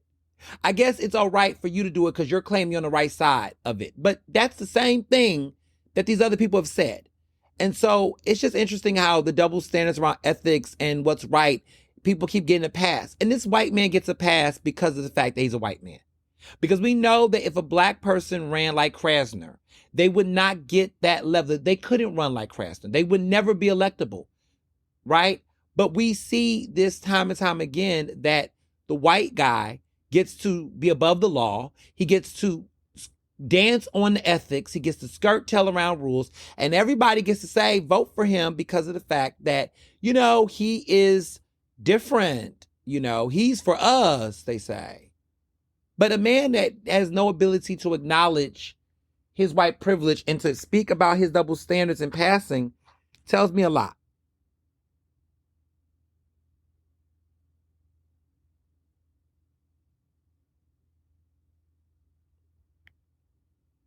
It just shouldn't be. It shouldn't be. So, yeah, I got so many thoughts, man. But I'm just at a point, I'm just kind of like, we know how this is going to play out. We know how the election turnout's going to be. We know how the outcomes are going to be. I wish I could say I'm predicting something different across the board, but it's just it's such a very silent. It was a very manipulated, determined, silent election. And when these voter turnouts results come and people are like, why is the voter turnout so low? Please shut up with it. Please be quiet. Please be quiet. We know what it's giving. We know what's going to be. And it will be what it's going to be because this is what the establishment wants. Whether they say they don't want it or not, that's what it is. The end. Like I said, vote with your conscience. Vote for where your heart, where you feel like it should be. Don't have no shame. Go to the polls and do what you need to do. That is my very lackluster, uninspired take. I'm just not impressed at all. So that's that. Moving along, this week's Ask Ernest, a lot of you all have been asking about so many things left and right, about, this election, these trials. There's so many trials going on. There's so many trials going on, around, Diddy, there's some new Tory Lane shit. We heard about DGG and Haley Bailey's abuse. She's made allegations against her baby daddy, who is this online dude. There's all this stuff with Cassie's testimony. It's been a lot. And it's been a lot going on about just believing victims, believing, people when they tell their experiences. it's been a lot of just, I'm over it. I'm over a lot of the same regurgitated shit. And at this point, I think we all just need to come together. But let me break this down. So Tory Lanez, there was supposed to be this breaking revelation, which wasn't really much of a revelation. First of all, he got stabbed 14 times apparently. I don't know if it was 14 times. I think I can't keep up with the number, but he got stabbed. And you know, okay, sure, all right, he got stabbed. So that happened. He got stabbed, and everybody was all, going up in flames about the situation, and worried about his safety and all this crap. And yeah, okay, he's alive. He's still living. He's still breathing. Okay, next. But shortly after that incident took place, there was a massive amount of conversations around, a lot of talk actually around, he's going to be released early, this, that, and the third. And then there was a breaking news that the bodyguard or the driver, someone connected to Kelsey, which was Meg Thee Stallion's former friend, one of her former besties, who, Kelsey was the one who was there the night of the shooting incident that involved, Tory and Meg and everything, that he overheard Kelsey. Mind you, this bodyguard or whatever was not there at the scene of the crime and the incident whatsoever. But years later said that he overheard Kelsey tell somebody that it wasn't Tory Lanez, but it was actually her who shot at Meg. This is all speculative, child. And now everybody on the internet is, saying, oh, free, Tory, this is his innocence, blah, blah, blah, blah. Child, please. Number one, I don't believe it. Number two, even if Kelsey said it was her, I don't believe her. And at the same point, at this day, and this has been retried over and over. At the end of the day, this is the same shit that people who support R. Kelly do. You want to believe what you want to believe because you like who you like. You don't believe women. You don't care. Meg was shot. He shot her. To be clear, the reason why this man is behind bars is not so much about the fact that he alone shot Meg. That's not the real reason. The fact that he had possession of a fucking gun when he violated his probation and was involved. Like, the dispute of whether or not Meg was shot by him, this, that, that. The fact that this man even had a gun in his possession and violated, that's at the root of why this man is behind bars. And so to act like, oh, it was this who, can y'all stop? That trial is over. Case is closed. That man is not going to get released. Like, trying to act like there's new evidence, like, stop it. Like, it's insulting. And really, at the end of the day, I would rather y'all just say y'all don't believe Meg, and that's it. Stop trying to act like you're trying to use facts and logic and reasoning, or there's some breaking news, something. Stop it. The driver, unless he was there that night. I mean, first of all, we're now saying this after Tory got stabbed. How interesting that now all of a sudden this man has his stop it. It's over. It's over. You're going to hate that one for the rest of your life. You can hate her. Because your favorite rapper couldn't keep his fucking hands to himself. Okay. The end. Next. Like, that's just it for me on him. Like, I'm tired of the Tory Lanez conversation. I don't care. He got stabbed. Oh, well. Still tormenting that woman behind bars. Still got fans that are like harassing and giving this woman trauma. This woman has lost her mother, her grandmother. Like, fuck him and everything that supports him. Period. Then there's the Diddy trial, which, I am, I've been following it, but I haven't been obsessed with it. Like, I'm not, nail biting at every single detail. I read the, deposition and the details of that document that came out, 2 years ago, and believed Cassie then, believe her now. There's been people who've argued that this is more of a domestic violence issue rather than the RICO trial with the sex trafficking. A lot of people have made that argument. I think people need to listen to wait for the rest of the trial to play out. I think, in my opinion, I think that prosecutors started with Cassie as a way to, like, one, get it out the way, because I do think waiting for Cassie at the end doesn't paint the picture. I think that they start with Cassie because that was the earliest, known relationship we knew where Diddy was doing this, that's spoken on record. And I think they start with that foundation. And I think it leads to other situations. I mean, they're going to talk to Don Richard, who was a part of the group with him, Dirty Money. They're going to talk to some other witnesses and people. But I think they started with Cassie because that was the most familiar. I think that's the one that everybody, we've known a lot about. And I think as the case continues to unfold, we're going to see how it started in his intimate relationships and how it led to everything else. That's my prediction. But it's interesting how people are already trying to kill this case before it's actually been fleshed out. Like, there's more to this trial. There's more witnesses. There's more coming. Like, brace yourselves, y'all. That was literally week 1.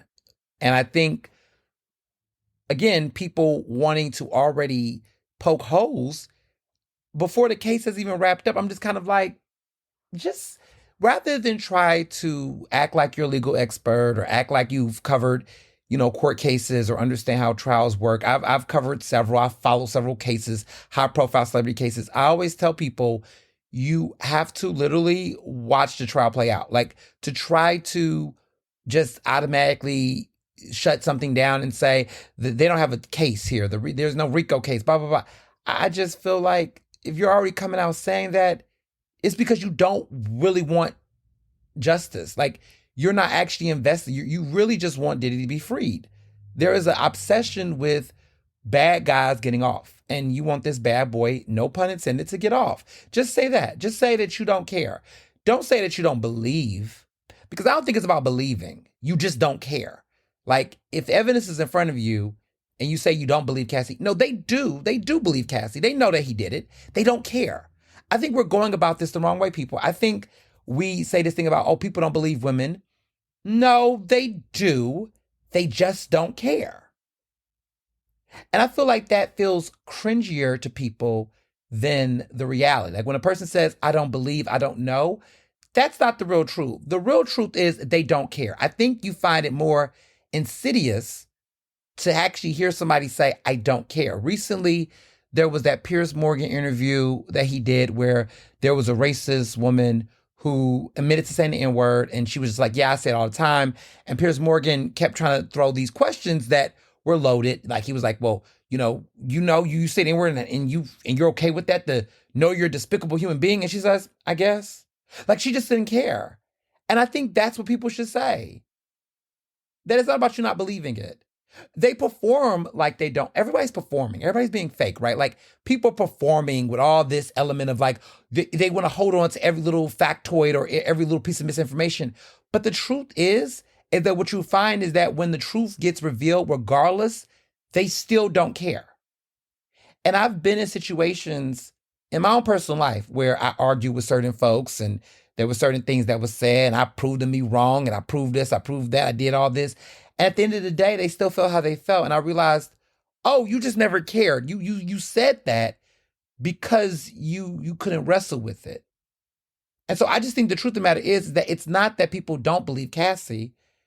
It's just that they don't care about Cassie. It's not that they don't believe Meg Thee Stallion. They just don't care about Meg Thee Stallion. Because even when women or victims provide the evidence, provide the facts, do all the shit, people still don't care. How do we know? It's because even when there are men and individuals who do the harm that is very obvious, people still do. Trump has said racist things and blatant, undisputable, and people still supported him. If you don't care, you just don't care. You don't need a smoking gun and proof of people who don't care. We're in a society of people who are very heartless and cruel. And I think folks don't want to accept that norm and that reality. Which brings me to DDG and Haley Bailey, right? Well, Holly Bailey. Holly Berry. Is Holly? Is it Holly? It's Holly. I keep saying Haley. Holly. Like Holly Berry, but Holly Bailey. They do it with Holly. Holly got a restraining order against her baby's father, this streamer, rapper, whatever, DGG, who, we've been following their love and breakup and everything for the past several, for previous seasons.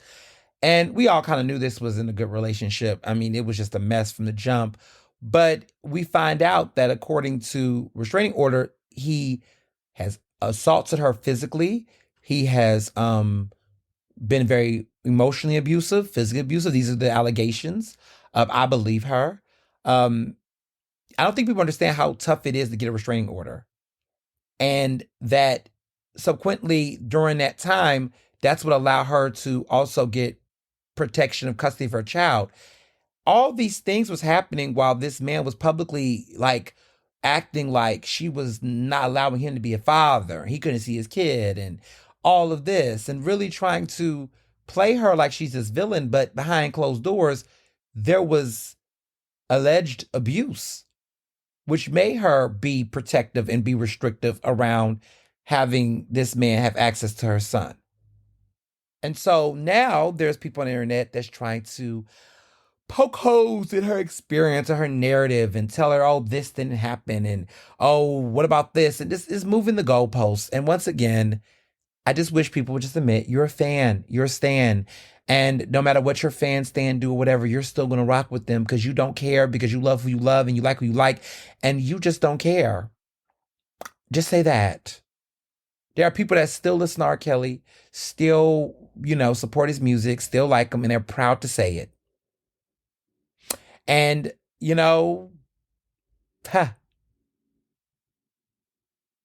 unapologetic. Trial, documentary, everything, they still care about what they care about. So people say, well, what do you do with people like that? You get the fuck away from them. Because if something happens to you or someone you care about, these are going to be the same people. What's disgusting about this is that you see these individuals continue to play into protecting violent people. And a lot of these men online, their fathers, their big brothers, their uncles, their cousins, their grandfathers of people who have been victimized, have been hurt. And they will say up and down, well, that's different. It's like, no, it's not. No, it's not. That person that assaulted someone you cared about, they too have a fan base of family members and people around them that will discard any narrative about your daughter, your niece, your family member, your sibling, your brother, your younger brother, your queer family member. Like they're the same folks that will dismiss them too. And so when you begin to recognize that, like I know people who I'm no longer friends with, I don't even affiliate with, that it was interesting that they were Chris Brown fans, right? And then when an incident happened that involved abuse with someone we knew, these are the same people that shielded that person,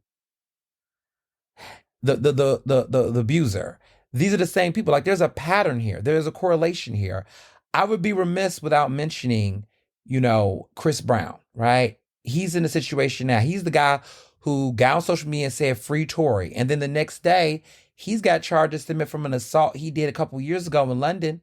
That now he's in custody and his tour may not even happen right now, or it's going to be delayed because he decided to assault somebody with a bottle in London and thought he could get away with it and leave off to the country and not hold himself accountable. Got his ass back here to London, okay? And now he's in custody because they like, motherfucker, you had charges.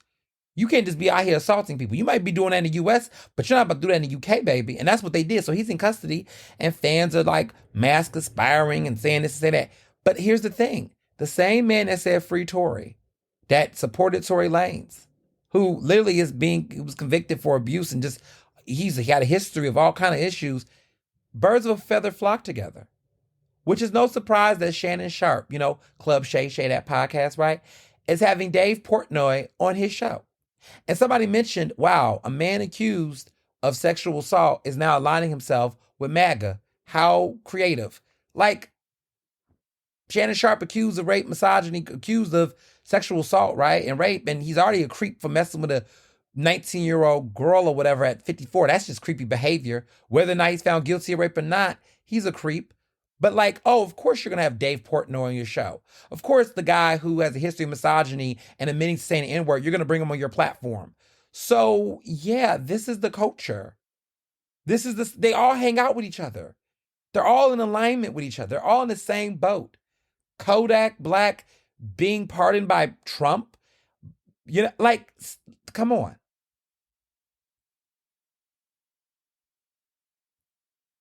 And some of you all who want to just hyper obsess over Diddy, like, oh, you know, he did this, he did that, like it's a mass conspiracy. Y'all, these people don't have to be famous or rich to be problematic. Your obsession with whatever they're doing in their freak-offs isn't the story. It's the fact that people, whether they're famous or not famous, people with power or don't have power, society, right? Because the reality is not famous people that's coming out here being the only ones defending these creeps. It's everyday people in your own backyard, in your own friend circle network that embodies and emboldens these people, which is why the creepy uncles and the abusive fathers and the toxic, you know, athletes that are on your college teams, the fraternity brothers who don't know what consent is, right? Or don't respect consent. All of these types of people exist in our everyday society because of everyday people's tolerance of them and don't care. So we got to stop acting like we got to skip the fucking interrogation portion of this and just go, do you give a fuck either way? Like, that's what I do now. I don't even argue. There's people that want to argue and debate and play devil's advocate. I'm not playing devil's advocate. I'm too grown. Do you give a fuck regardless? Because you don't care. Because survey tells me that the same men who have said consistently that they need this proof, this fact, this whatever, are the same men that when the proof comes out, they'll find another thing. Innocent to proven guilty, found guilty. Now it's Rock Nation's fault. Found guilty, caught. Why can't we give people second chances? Found guilty, in prison for the rest of their life. Those girls should have known better. It's always going to be an excuse because they don't care. They believe it. They know it's true. They just don't care.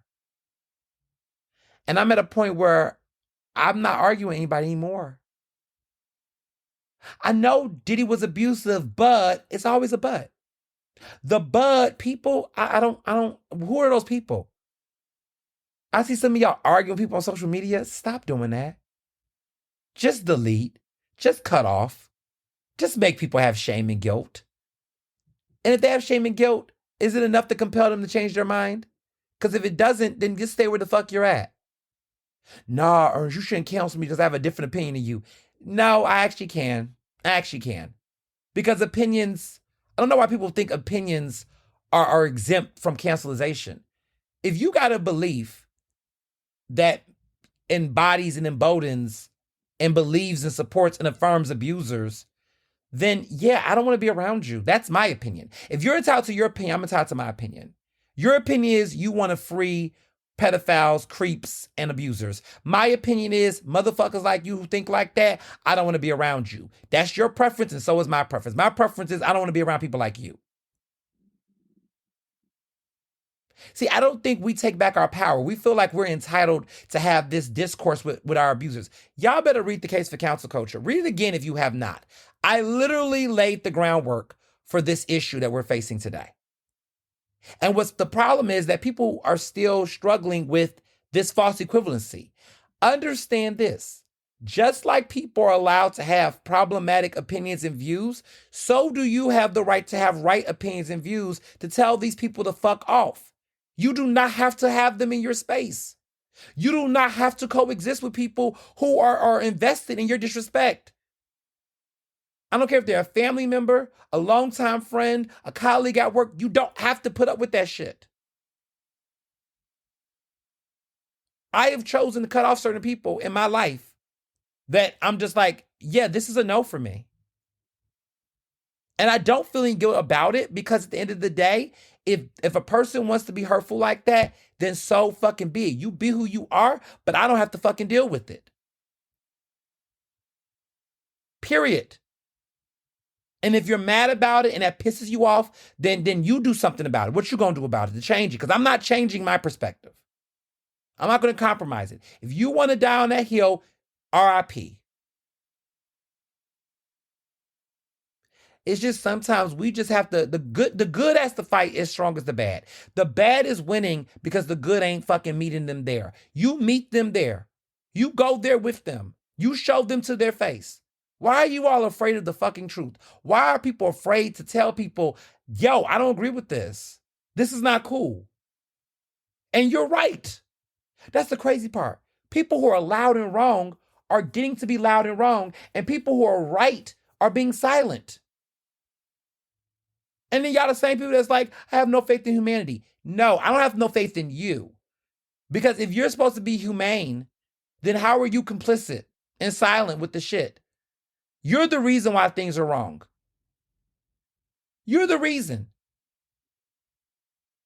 In a world where more people are apparently supportive of reproductive rights, LGBTQ rights, equality, all these things, if the majority of the population believes that way, then the shame is on us to allow that silent minority to continue to dictate everything that we do.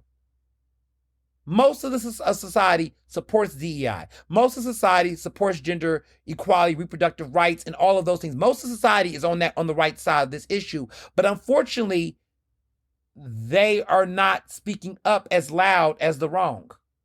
The silent minority is becoming the loud majority. Yeah, that's not the way it's supposed to be. But silence is violence. And so if you're a bystander that's sitting back letting this shit happen without speaking up, you're a part of the problem. You're a part of the problem. And I'm not going to be quiet about that anymore. Stop trying to embolden activists and other people to fight your fights. Be a grown-ass adult, own your shit, speak up for what's right. Stop always trying to find people to do the thing that you should be doing too.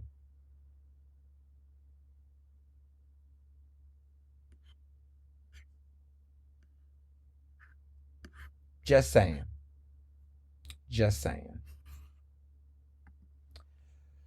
So, this week in movies,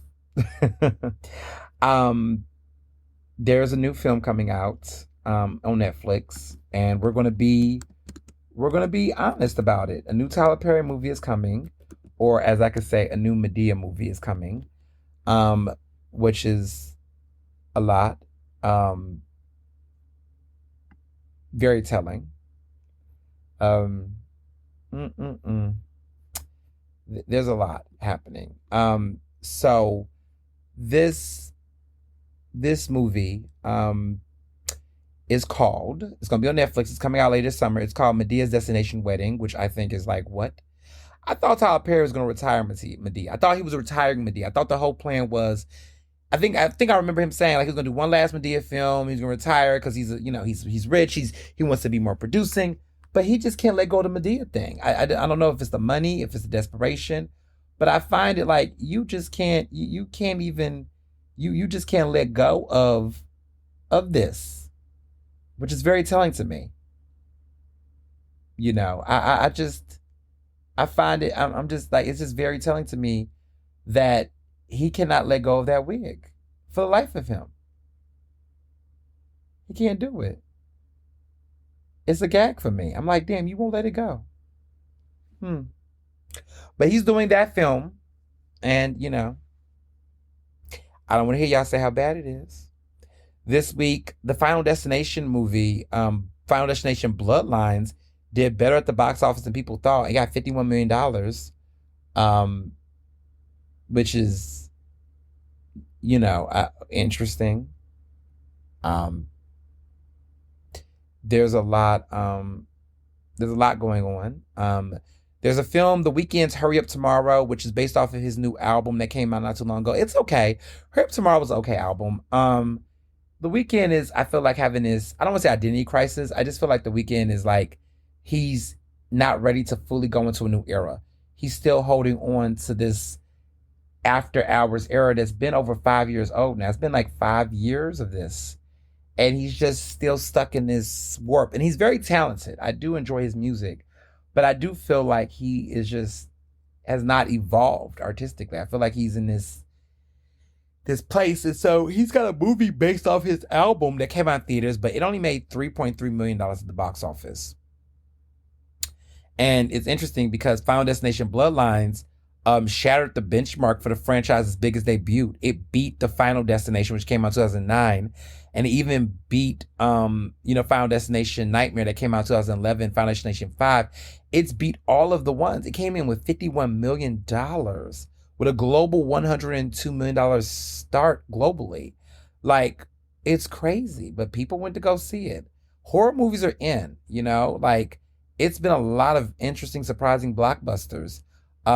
Sinners is at third place with $15 million. It has now surpassed $300 million at the box office. It is now the third highest grossing horror film of all time. Of all time. Sinners is the third highest grossing horror film of all time. That is nothing to sneeze on, people. That is nothing to sneeze on. A lot of people, doubted Sinners, and now it is literally one of the greatest horror films of all time. And yeah, it is the third. It crosses over the $300 million mark. It's only behind It, which came out in 2017, and Jaws, which came out in 1975. So Jaws and It are the top two. So Jaws is the highest grossing film of all time. It came out in 1975. Is the highest grossing horror film of all time is Jaws. It is number 2 highest grossing film of all time. That came out in 2017. And now Sinners is the third. The third. In just under 30 days, it has made over $300 million. So, a black horror, a horror film centered around black people. Wow. So it's a lot. It's yeah, it's a lot going on. So, yeah. I also want to mention, a lot of people had hit me up about other Pulitzer Prize winners, and I know a lot of you all were like, I talked a lot about purpose last week, but I do want to talk about the book James. The book James won the Pulitzer Prize for, which is now a Pulitzer Prize winner. Now everybody's promoting it. It won the Pulitzer Prize.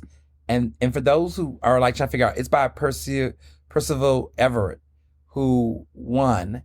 And he wrote the book, he's a famous author that inspired the book that a lot of people know, American Fiction, which was the book Erasure. His book, he wrote the book Erasure, which was inspired the film American Fiction that got popular again. He's won a lot of great books, but his recent book was James, which I read. It won the Pulitzer Prize for Fiction, which is incredible. And it won a National Book Award, and now it's won the Pulitzer. And it is impressive. He's a talent. And to see him be able to win, it's just beyond, It's a rewriting, a reimagining of the Adventures of Huckleberry Finn by Mark Twain, but it's told from the perspectives of Huckleberry's friend on his travels, who was an escaped slave, or an enslaved person. I like to say that better. A very good book, very interesting book, very satirical, very just genius. A really great book, and an incredible black author. A lot of black authors have been winning Pulitzer Prizes in fiction. Which is, a lot of great winners have won for just great books. And I think, it's a lot of, I think about, for example, some other famous books, Colson Whitehead, who's won 2. He won for The Nickel Boys, and The Underground Railroad. Demon Copperhead won last year. By Barbara Kingsolver. The Overstory by Richard Powers. I think he won, actually. Was that the year before? But a lot of different books have won. But here we are, The drama about this is that a lot of people was talking about this. about that is that the book almost did not win. There was a controversy. There was complications. I don't think it should even came up, but New York Times reported on this that the Pulitzer Prize board chose a fourth option because they couldn't agree on the three less heralded finalists. So there were three finalists. That was not James, and it was Rita Bullwinkle's Headshot, Stacey Levine's Mice 1961, and Gail Jones's The Unicorn Woman. Those were the three apparently finalists, but they couldn't pick. I guess the judges couldn't figure out the top three that became there. The judges couldn't decide. So then, because of that, it led to them. There was an impasse on the crop of those finalists. So, in a typical year, one of the three finalists win. But the 17 members of the board deliberated on the fiction finalists. They could not, none of the three had won a majority of the vote. So at a certain point, they could have voted not to do a award for fiction at all, which it has done that on rare occasions, but it just felt weird. Or they could also choose a fourth choice, which had also been chosen by the fiction jury. So the jury would have chosen the fourth choice. So the fourth selection was James, which was submitted as an additional option after the board had got its list of finalists and asked the jury for another title consider. The jury had picked James to be considered the book. And that got the necessary majority vote. So, yeah. This happened in 2012, where there was no fiction award given after the board could not land a winner. A lot of people were upset. And then in 2015, there were 4 fiction finalists, and the prize went to Anthony Doerr's All the Light We Cannot See. So, there's always an interesting case that could be made. There's always an interesting case that can be made. It's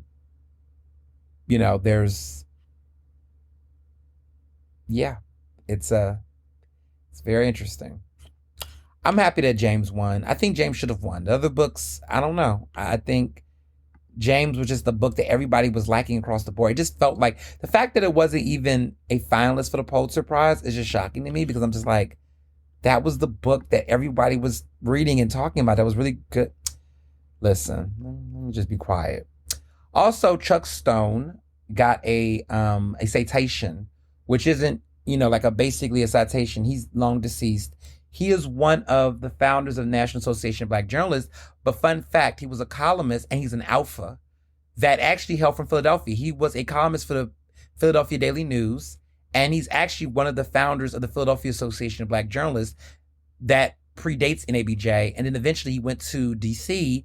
a year later in 1975, and then, of course, NABJ was founded. We were founded in 1974, PABJ was. And so Chuck Stone was honored with a posthumous citation, honor, recognition of his brave work and his courageous work in journalism. He was a columnist who had a strong opinion, but he was also a man of the community and a man of Philadelphia.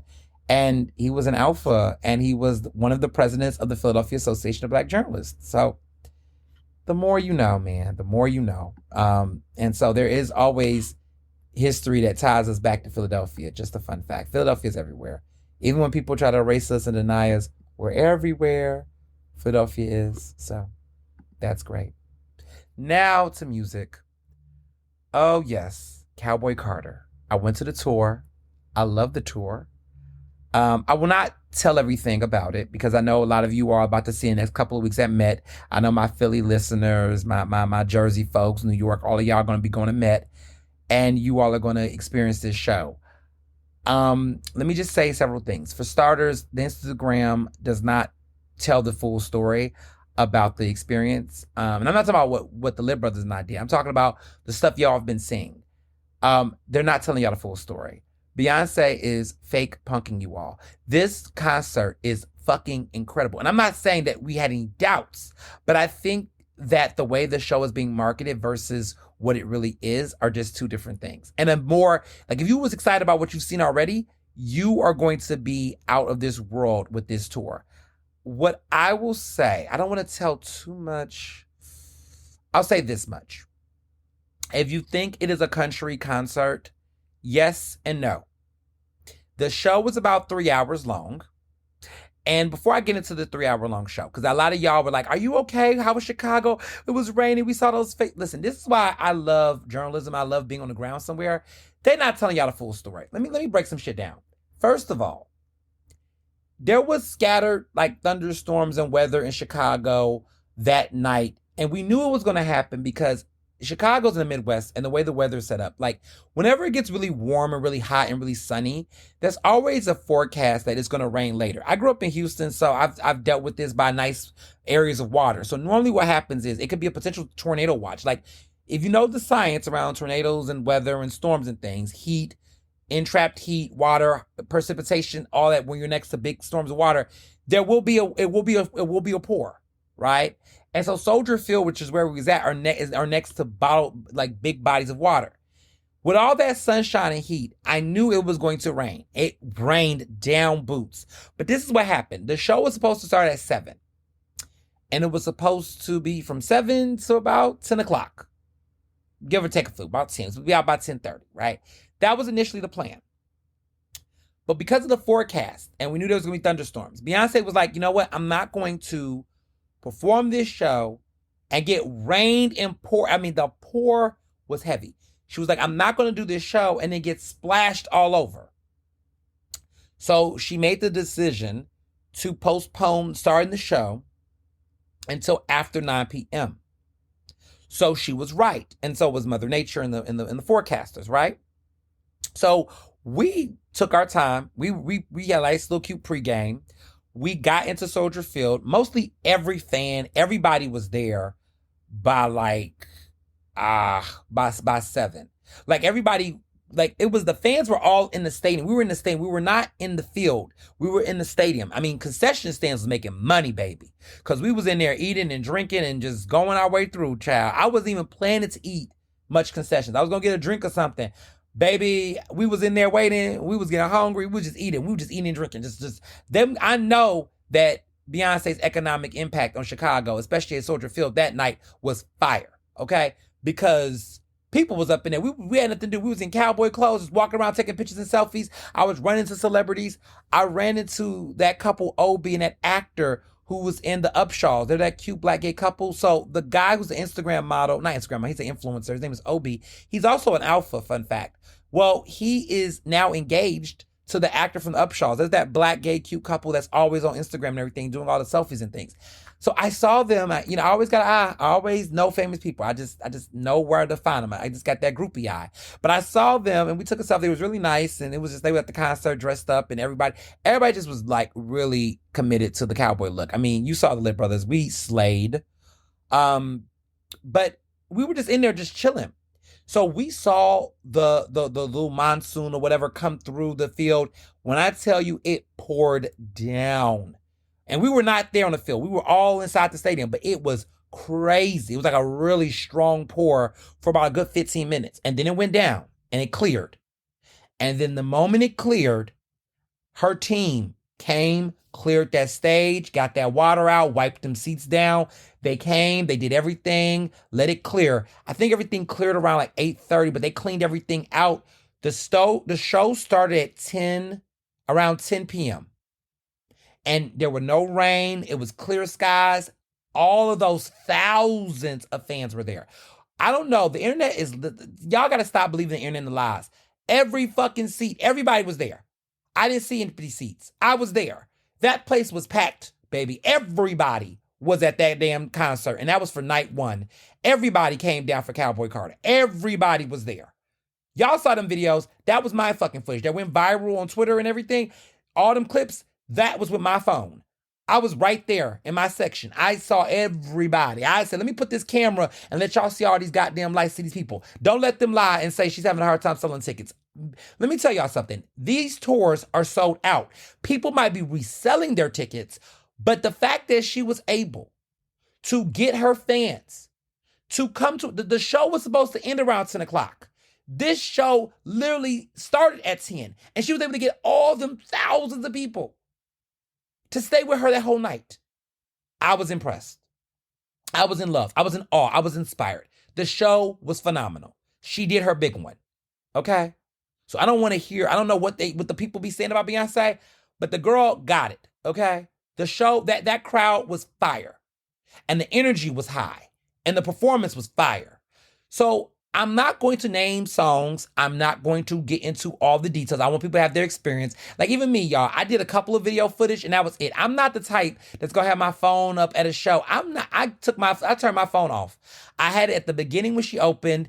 I got one ending, one of her final acts or something cool, and that's it. I really want to enjoy the show and immerse myself. I can't dance. I've got the phone in my hand all the time. I just feel like concerts, and that's why I love going to plays. Because nobody has their phones out when they have plays. Like, you are there for the moment. Enjoy the fucking show. Everything does not have to be videotaped. If people want to see the show, you know what? They know you there.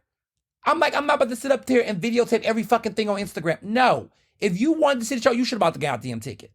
I'm not going to show you every single clip. I showed y'all a little bit to know what it was, but that's it. Go to the show and see it for yourself. Enjoy a show.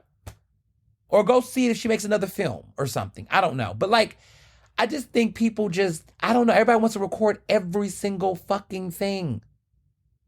Like every single thing, like every single show. Like, enjoy the show. I enjoyed it. There were some people that just nonstop had their phone. They just could not live without their phone. I was like, oh my God. No, I had my phone off.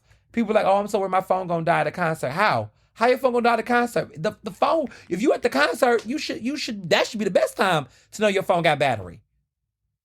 Yeah, no, my phone was off. I enjoyed the show. I enjoyed the whole 3 hours. It was phenomenal.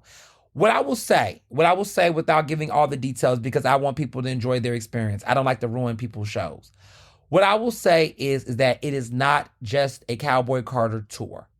That show is 3 hours. I will say she gives a good hour to the Cowboy Carter album. She performs the great songs, great remixes, great stuff. And then the rest of that show, baby, it is Beyonce. And she's taking that shit all the way back to 97 and into 2025. Okay? That's what I would say. She goes back. She plays some deep cuts. She plays some songs that we ain't heard her perform in many, many tours. She remixes songs. She has fun.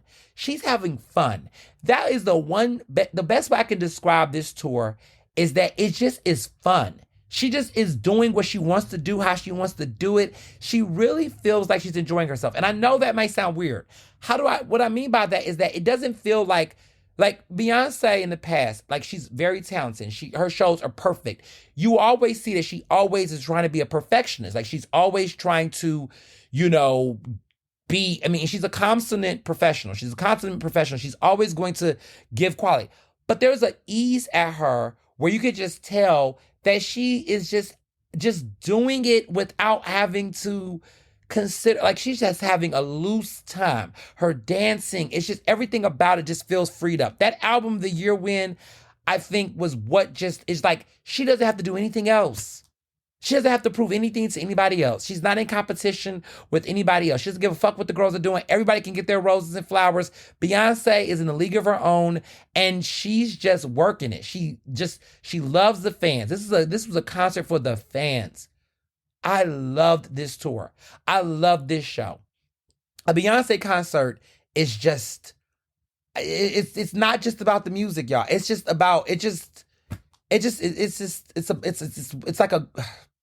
like a religious experience. We say every year, some people say they have a rite to pass, they have to go to Mecca. They have to, have this. That's my musical experience with her. Like, going to a Beyonce concert is just an outer body experience that you go. It's a ceremonious time. It's a joyful time. It's an escape. It just was beautiful. And that crowd was diverse, child. Everybody loves Beyonce, child. Everybody loves Beyonce. The whites were there, honey.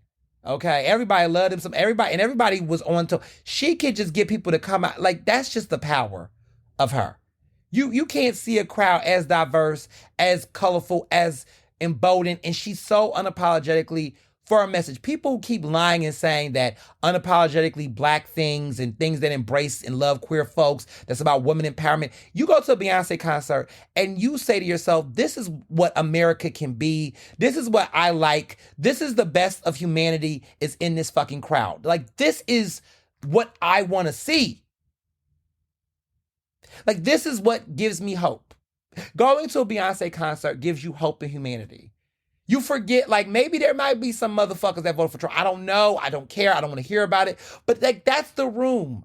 That's the space. That's the place where you're like, where are the people that think like me, love people like me, embrace people like me, and all of my identities and intersections? Where is that space? That is at a Beyonce concert. It is the best. It is the brightest. It is what gives you hope. It is what makes you feel like, okay, there are some good people in this world. Everybody's not crazy. That is the concert. When I saw all them thousands of people, I said, this is okay. This is the place. These people exist. And I think that's what I need more people to do. Keep going to spaces that affirm you. Stop trying to be in spaces that are not affirming. I get that we have to do work, we have to do what we have to do, but these are like, put yourself in spaces that are immersive, that are affirming, that support who you are and what you are about. You know, it's why I choose it. Like, everybody wants to always feel like they have to prove a point, and sometimes go where you are celebrated. And going to a Beyonce concert celebrates me in a way that I can't get anywhere else. I finally have cracked the Da Vinci Code, for me at least, on why the Beyonce concert works. It hits different. I go to other people's shows. It's great. You know, you straights, y'all love y'all shows. I get it. Like, I enjoy Usher's concert in Chicago. That was a great concert. You know, I went to that. But I think there's just something about a Beyonce concert. It's not even think what I know, that it's going to always hit more than everybody else's shows. I went to Eras, I went to Taylor Swift, I've seen Britney. Britney was fabulous. I enjoy Madonna. Madonna's a good one. I see Madonna. But there's just something about a Beyonce concert that hits everything for me. Because it's like, it affirms my Blackness, it affirms and it celebrates and it acknowledges, it cultivates, it educates, it's unapologetic, it's got a respect to Southern Blackness. It has all of those different elements that I just love. It has all of that. And then it embraces queerness and a Black queer culture. It's just all of it. It's just like, it just does all of that. And no one is doing that. No one is doing all of that on a mainstream, on a level like Beyonce, on that type of scale. There's people, like, let me not erase my Black artists, like, you know, Bernard Duran, like Duran Bernard. Like, I love him. He's doing his thing. His tour is great too, right? I'm saying on a massive scale that Beyonce is doing, no one is doing that in that way. Not for Black, not for Southern, not for queer, not for all of those things. Like, all in one. No one is doing it at that level like Beyonce is. And that's why that tour, and that's why these concerts, that's why it works. You can't compete with that. You can't. No one's touching that. To do it at that level and to sell like that, doing it like that, you can't. You can't touch it. It's magic. There's no comparison. Even your other faves that you all like, I can't think of anybody that's close to that experience, right? Like Michael Jackson, legendary, great, yes. But Michael, his concerts and studying his live performances, there were elements that was so invested. But to be clear, I'm not comparing them in that way. What I'm saying is that Michael created the scale so that the creative imagination of a Beyonce could actually take it to the next level. That's what it means to pass the baton. He couldn't do it like that in his era, but he created the imagination, a possibility model to take it there. And that's what she does really well. And that's why that tour is just unstoppable and powerful. That's what it is. That's what makes it great. That's why I love that show. That's why I could never imagine spending money for anybody else's concert like that. Because it will never give me that same feeling. And that's what that tour did for me. I won't tell you the shows, the segments. It's just, that's what it is. It is the experience. It is the excitement, the empowerment, the joy, the unfathomable audacity to just do it like that at that level. No one is touching her. I don't give a fuck about your comparisons. I don't fucking care if you don't like Beyonce. I don't fucking care if you think she's overrated. I don't fucking care. You know, see, I'm gonna give y'all that energy. I don't care. I don't care. I don't care. I don't care at all. I don't. I don't care if you don't like the music. I don't care if you don't like the Cowboy Carter. I don't care. It's not for you, and that's fine. Go like what you like, but I loved it. I love what she did with this tour. I love her music. I love her taste. I love the choreography. I love the dancers. I love the fans that she have. I love the enthusiasm and joy that they bring. It's nothing that compares to that. I don't care. I don't care what you have to say. We just have to sometimes say that out loud. Because it's so easy for people to find a critique around Black people, artists that are trying. She's trying to do the things. Like, I don't know what people want. Everybody's like, oh, everybody got these little things like, oh, we want, bring singing back. People don't dance anymore. People don't sing anymore. People don't do this anymore. And she does all of that. And people will always find something else to say. You don't know what you want. You don't give a fuck. You just don't like Black women. You don't like art. You have no taste. You're a mess. So, yeah, fuck off. And that's the crazy part. Fuck off. Yeah. So I crack up. I just, yeah. So moving on. TV. I've been loving Forever by Judy Blume.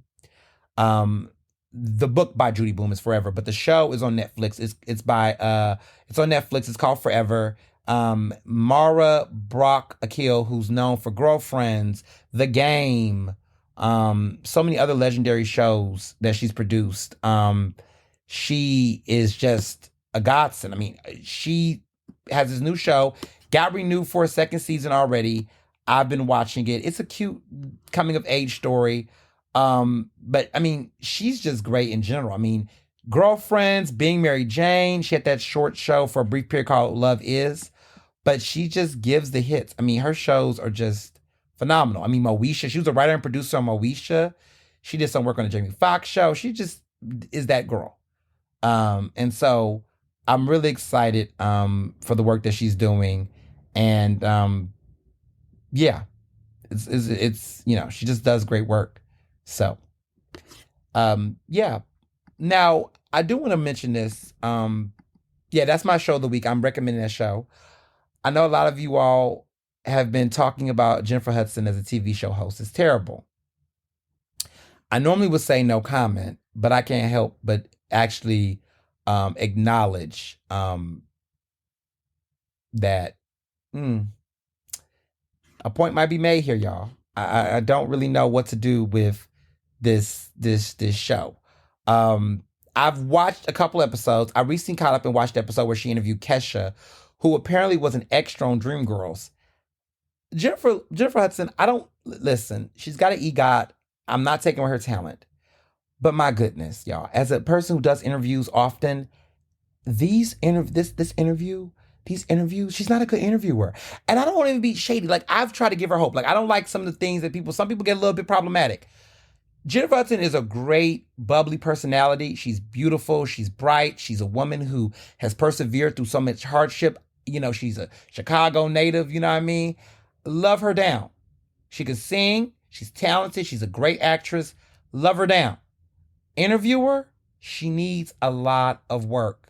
And I would love to help her if she would love my consulting skills. Or, look, she's famous. She knows a lot of famous people. Go call Oprah.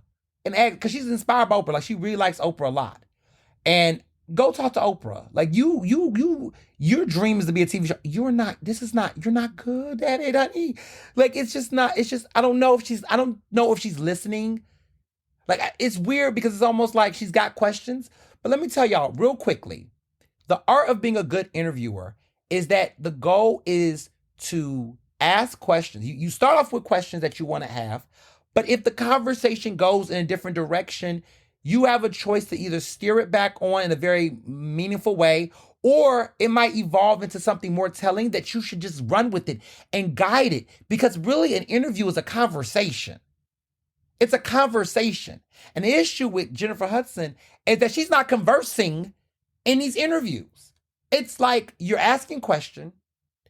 You are not doing enough enough education prior to the subjects to really prepare yourself. And I saw this with an interview she did with Tamar Braxton, and it just was like, Oh, I didn't know you used to sing backup. Like she's acting like this is like, girl, this is already news. And so I don't know. This catch interview with her, I just, ugh, I just, I think she get, she's got the code of personality where because she's a lot of people like her, she gets away with sometimes the mediocrity of it all. But this is just the J Hush. Listen, it's a lot, y'all. And then before moving on and wrapping up, people have been asking about Mark Lamont Hill and him doing this podcast with Joe Budden. Mark and I are in a much better place. We communicate frequently, and he's, we've gotten into a better place. We used to have some friction back in the day, but we're in a decent place. I mean, last year I would say when I had crossed Alpha, he did tell me congrats. He teased me because he's a Kappa he's a Noop, excuse me. But he teased me, but he was very supportive and nice. And election times we'll make texts or something and things and stuff. So we were that cordial. I have not talked to him actually about the Joe Budden podcast. I've heard him talk about it, about why he is on that platform. He's also he's a regular, he makes appearances frequently on Piers Morgan Uncensored now too. If I ever get to see him, if I see him, I'll tell him this, and he probably listens. I mean, I don't know if he listens to this podcast, but I've seen a lot of his fans. His biggest supporters just don't understand why he's on that show. I don't know why he's on it. I feel like it just reminds me of me a couple years ago when I used to go to my barbershop. I used to argue with idiots. I don't do that as much anymore, but I feel like I don't know what the point is. Like, I don't know if that audience in that group, they're in a space, like they're not really in a space where it's almost like you're talking to a wall. And I feel like it's almost like it's wasting his time. And I'm not saying that he shouldn't have discourse with these individuals, but I don't know if it's landing the way he thinks it is. And it's like, part of me is like, dude, go write a new book. Go, he has his own platforms where he talks, and he has, Mark Lamont Hill presents in his own, way in which he's discussing these issues. I would rather see him upgrade and advance that than just consistently tap into this space and argue with these idiots, because it's not even like a real dialogue happening. Like, they're critiquing him on his vernacular. Like, they're like, oh, he's using big words. And I'm like, these are not really big words. And also, you all do not have the level of capacity. I'm not trying to be an elitist and say that you got to be college educated, have a doctor and all that. No, that's not the issue. The issue is that it's not even intellectual that I'm arguing with. It's comprehension. They're not even listening and processing and responding to what he is saying. They are not even comprehending it. It's like he is making a point. He listens. He responds. They don't even respond to what he's saying. They're going in a completely different direction. And every time he tries to focus and anchor them on the topic, they're pivoting in different directions. And I'm just like, is it because you don't know, or you just don't want to admit you don't know? And so it's gotten to a point where I don't even listen to the podcast, but the clips I've seen and what I've heard from people saying is that it's just so obvious to me that it's like you're trying to educate and inform these people.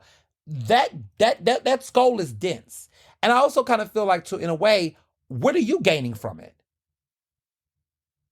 Because people say, well, what about you and go on Piers Morgan? Oh, baby, we're converting people on Piers Morgan. We're also getting lots of views and traction to amplify our platforms. I don't know if this is doing that for Mark. I think Joe Budden benefits from it. And what's sad about it is that what's crazy is that Mark Lamont Hill going on Joe Budden's podcast is giving it more relevance and also more validation than it needs. Someone can say, well, what about you going Piers Morgan? Baby, Piers Morgan has had a long journalism career. Maybe it's not journalistic as much, but Piers Morgan has had a platform, has a reputation, understand the power dynamics, okay?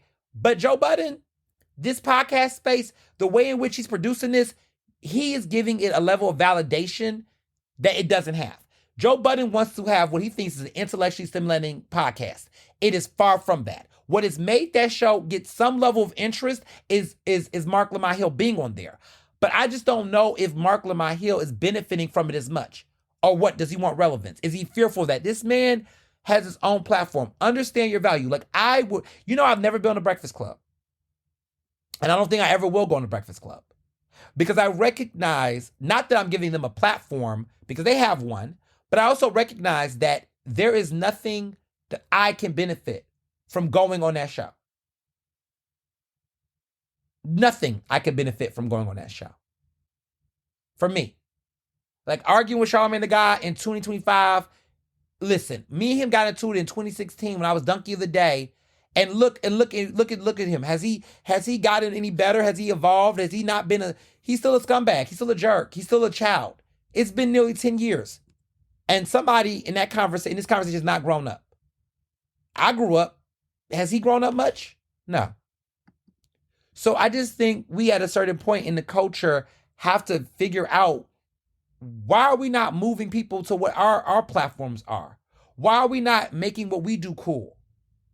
And so that's what I did. I said, rather than be just out here on everybody else's podcast, let me create my own space and my own podcast to get people to come here and see what I got to talk about. And it's worked. It's worked. It's changed minds. It's created new conversations. It has evolved. It has grown. It's prospered. And for that, I'm eternally grateful. So this has been a podcast episode, y'all. I'm about to get ready to dive into Baltimore. Tell Mr. Johnson, congratulations if you listen to this podcast on Monday. If you're the Core 200, Mr. Johnson is getting his master's degree. We have mastered in love, and now we're mastering in life, and it's going to be a great time. So this week I'm in graduation mode. I'm in party mode. I'm in a lot of things. A lot of great things are coming. A lot more surprises are on the way. And as always, be well and be best. Ernestly Speaking is recorded in Philadelphia, Pennsylvania, and can be found on Apple Podcasts, Google Podcasts. To stay up to date with the latest on the show, follow me on Facebook, Twitter, and Instagram at Mr. Ernest Owens. Use the hashtag Ernestly Speaking to tell me what you thought about this episode, and check out my website at ernestowens.com.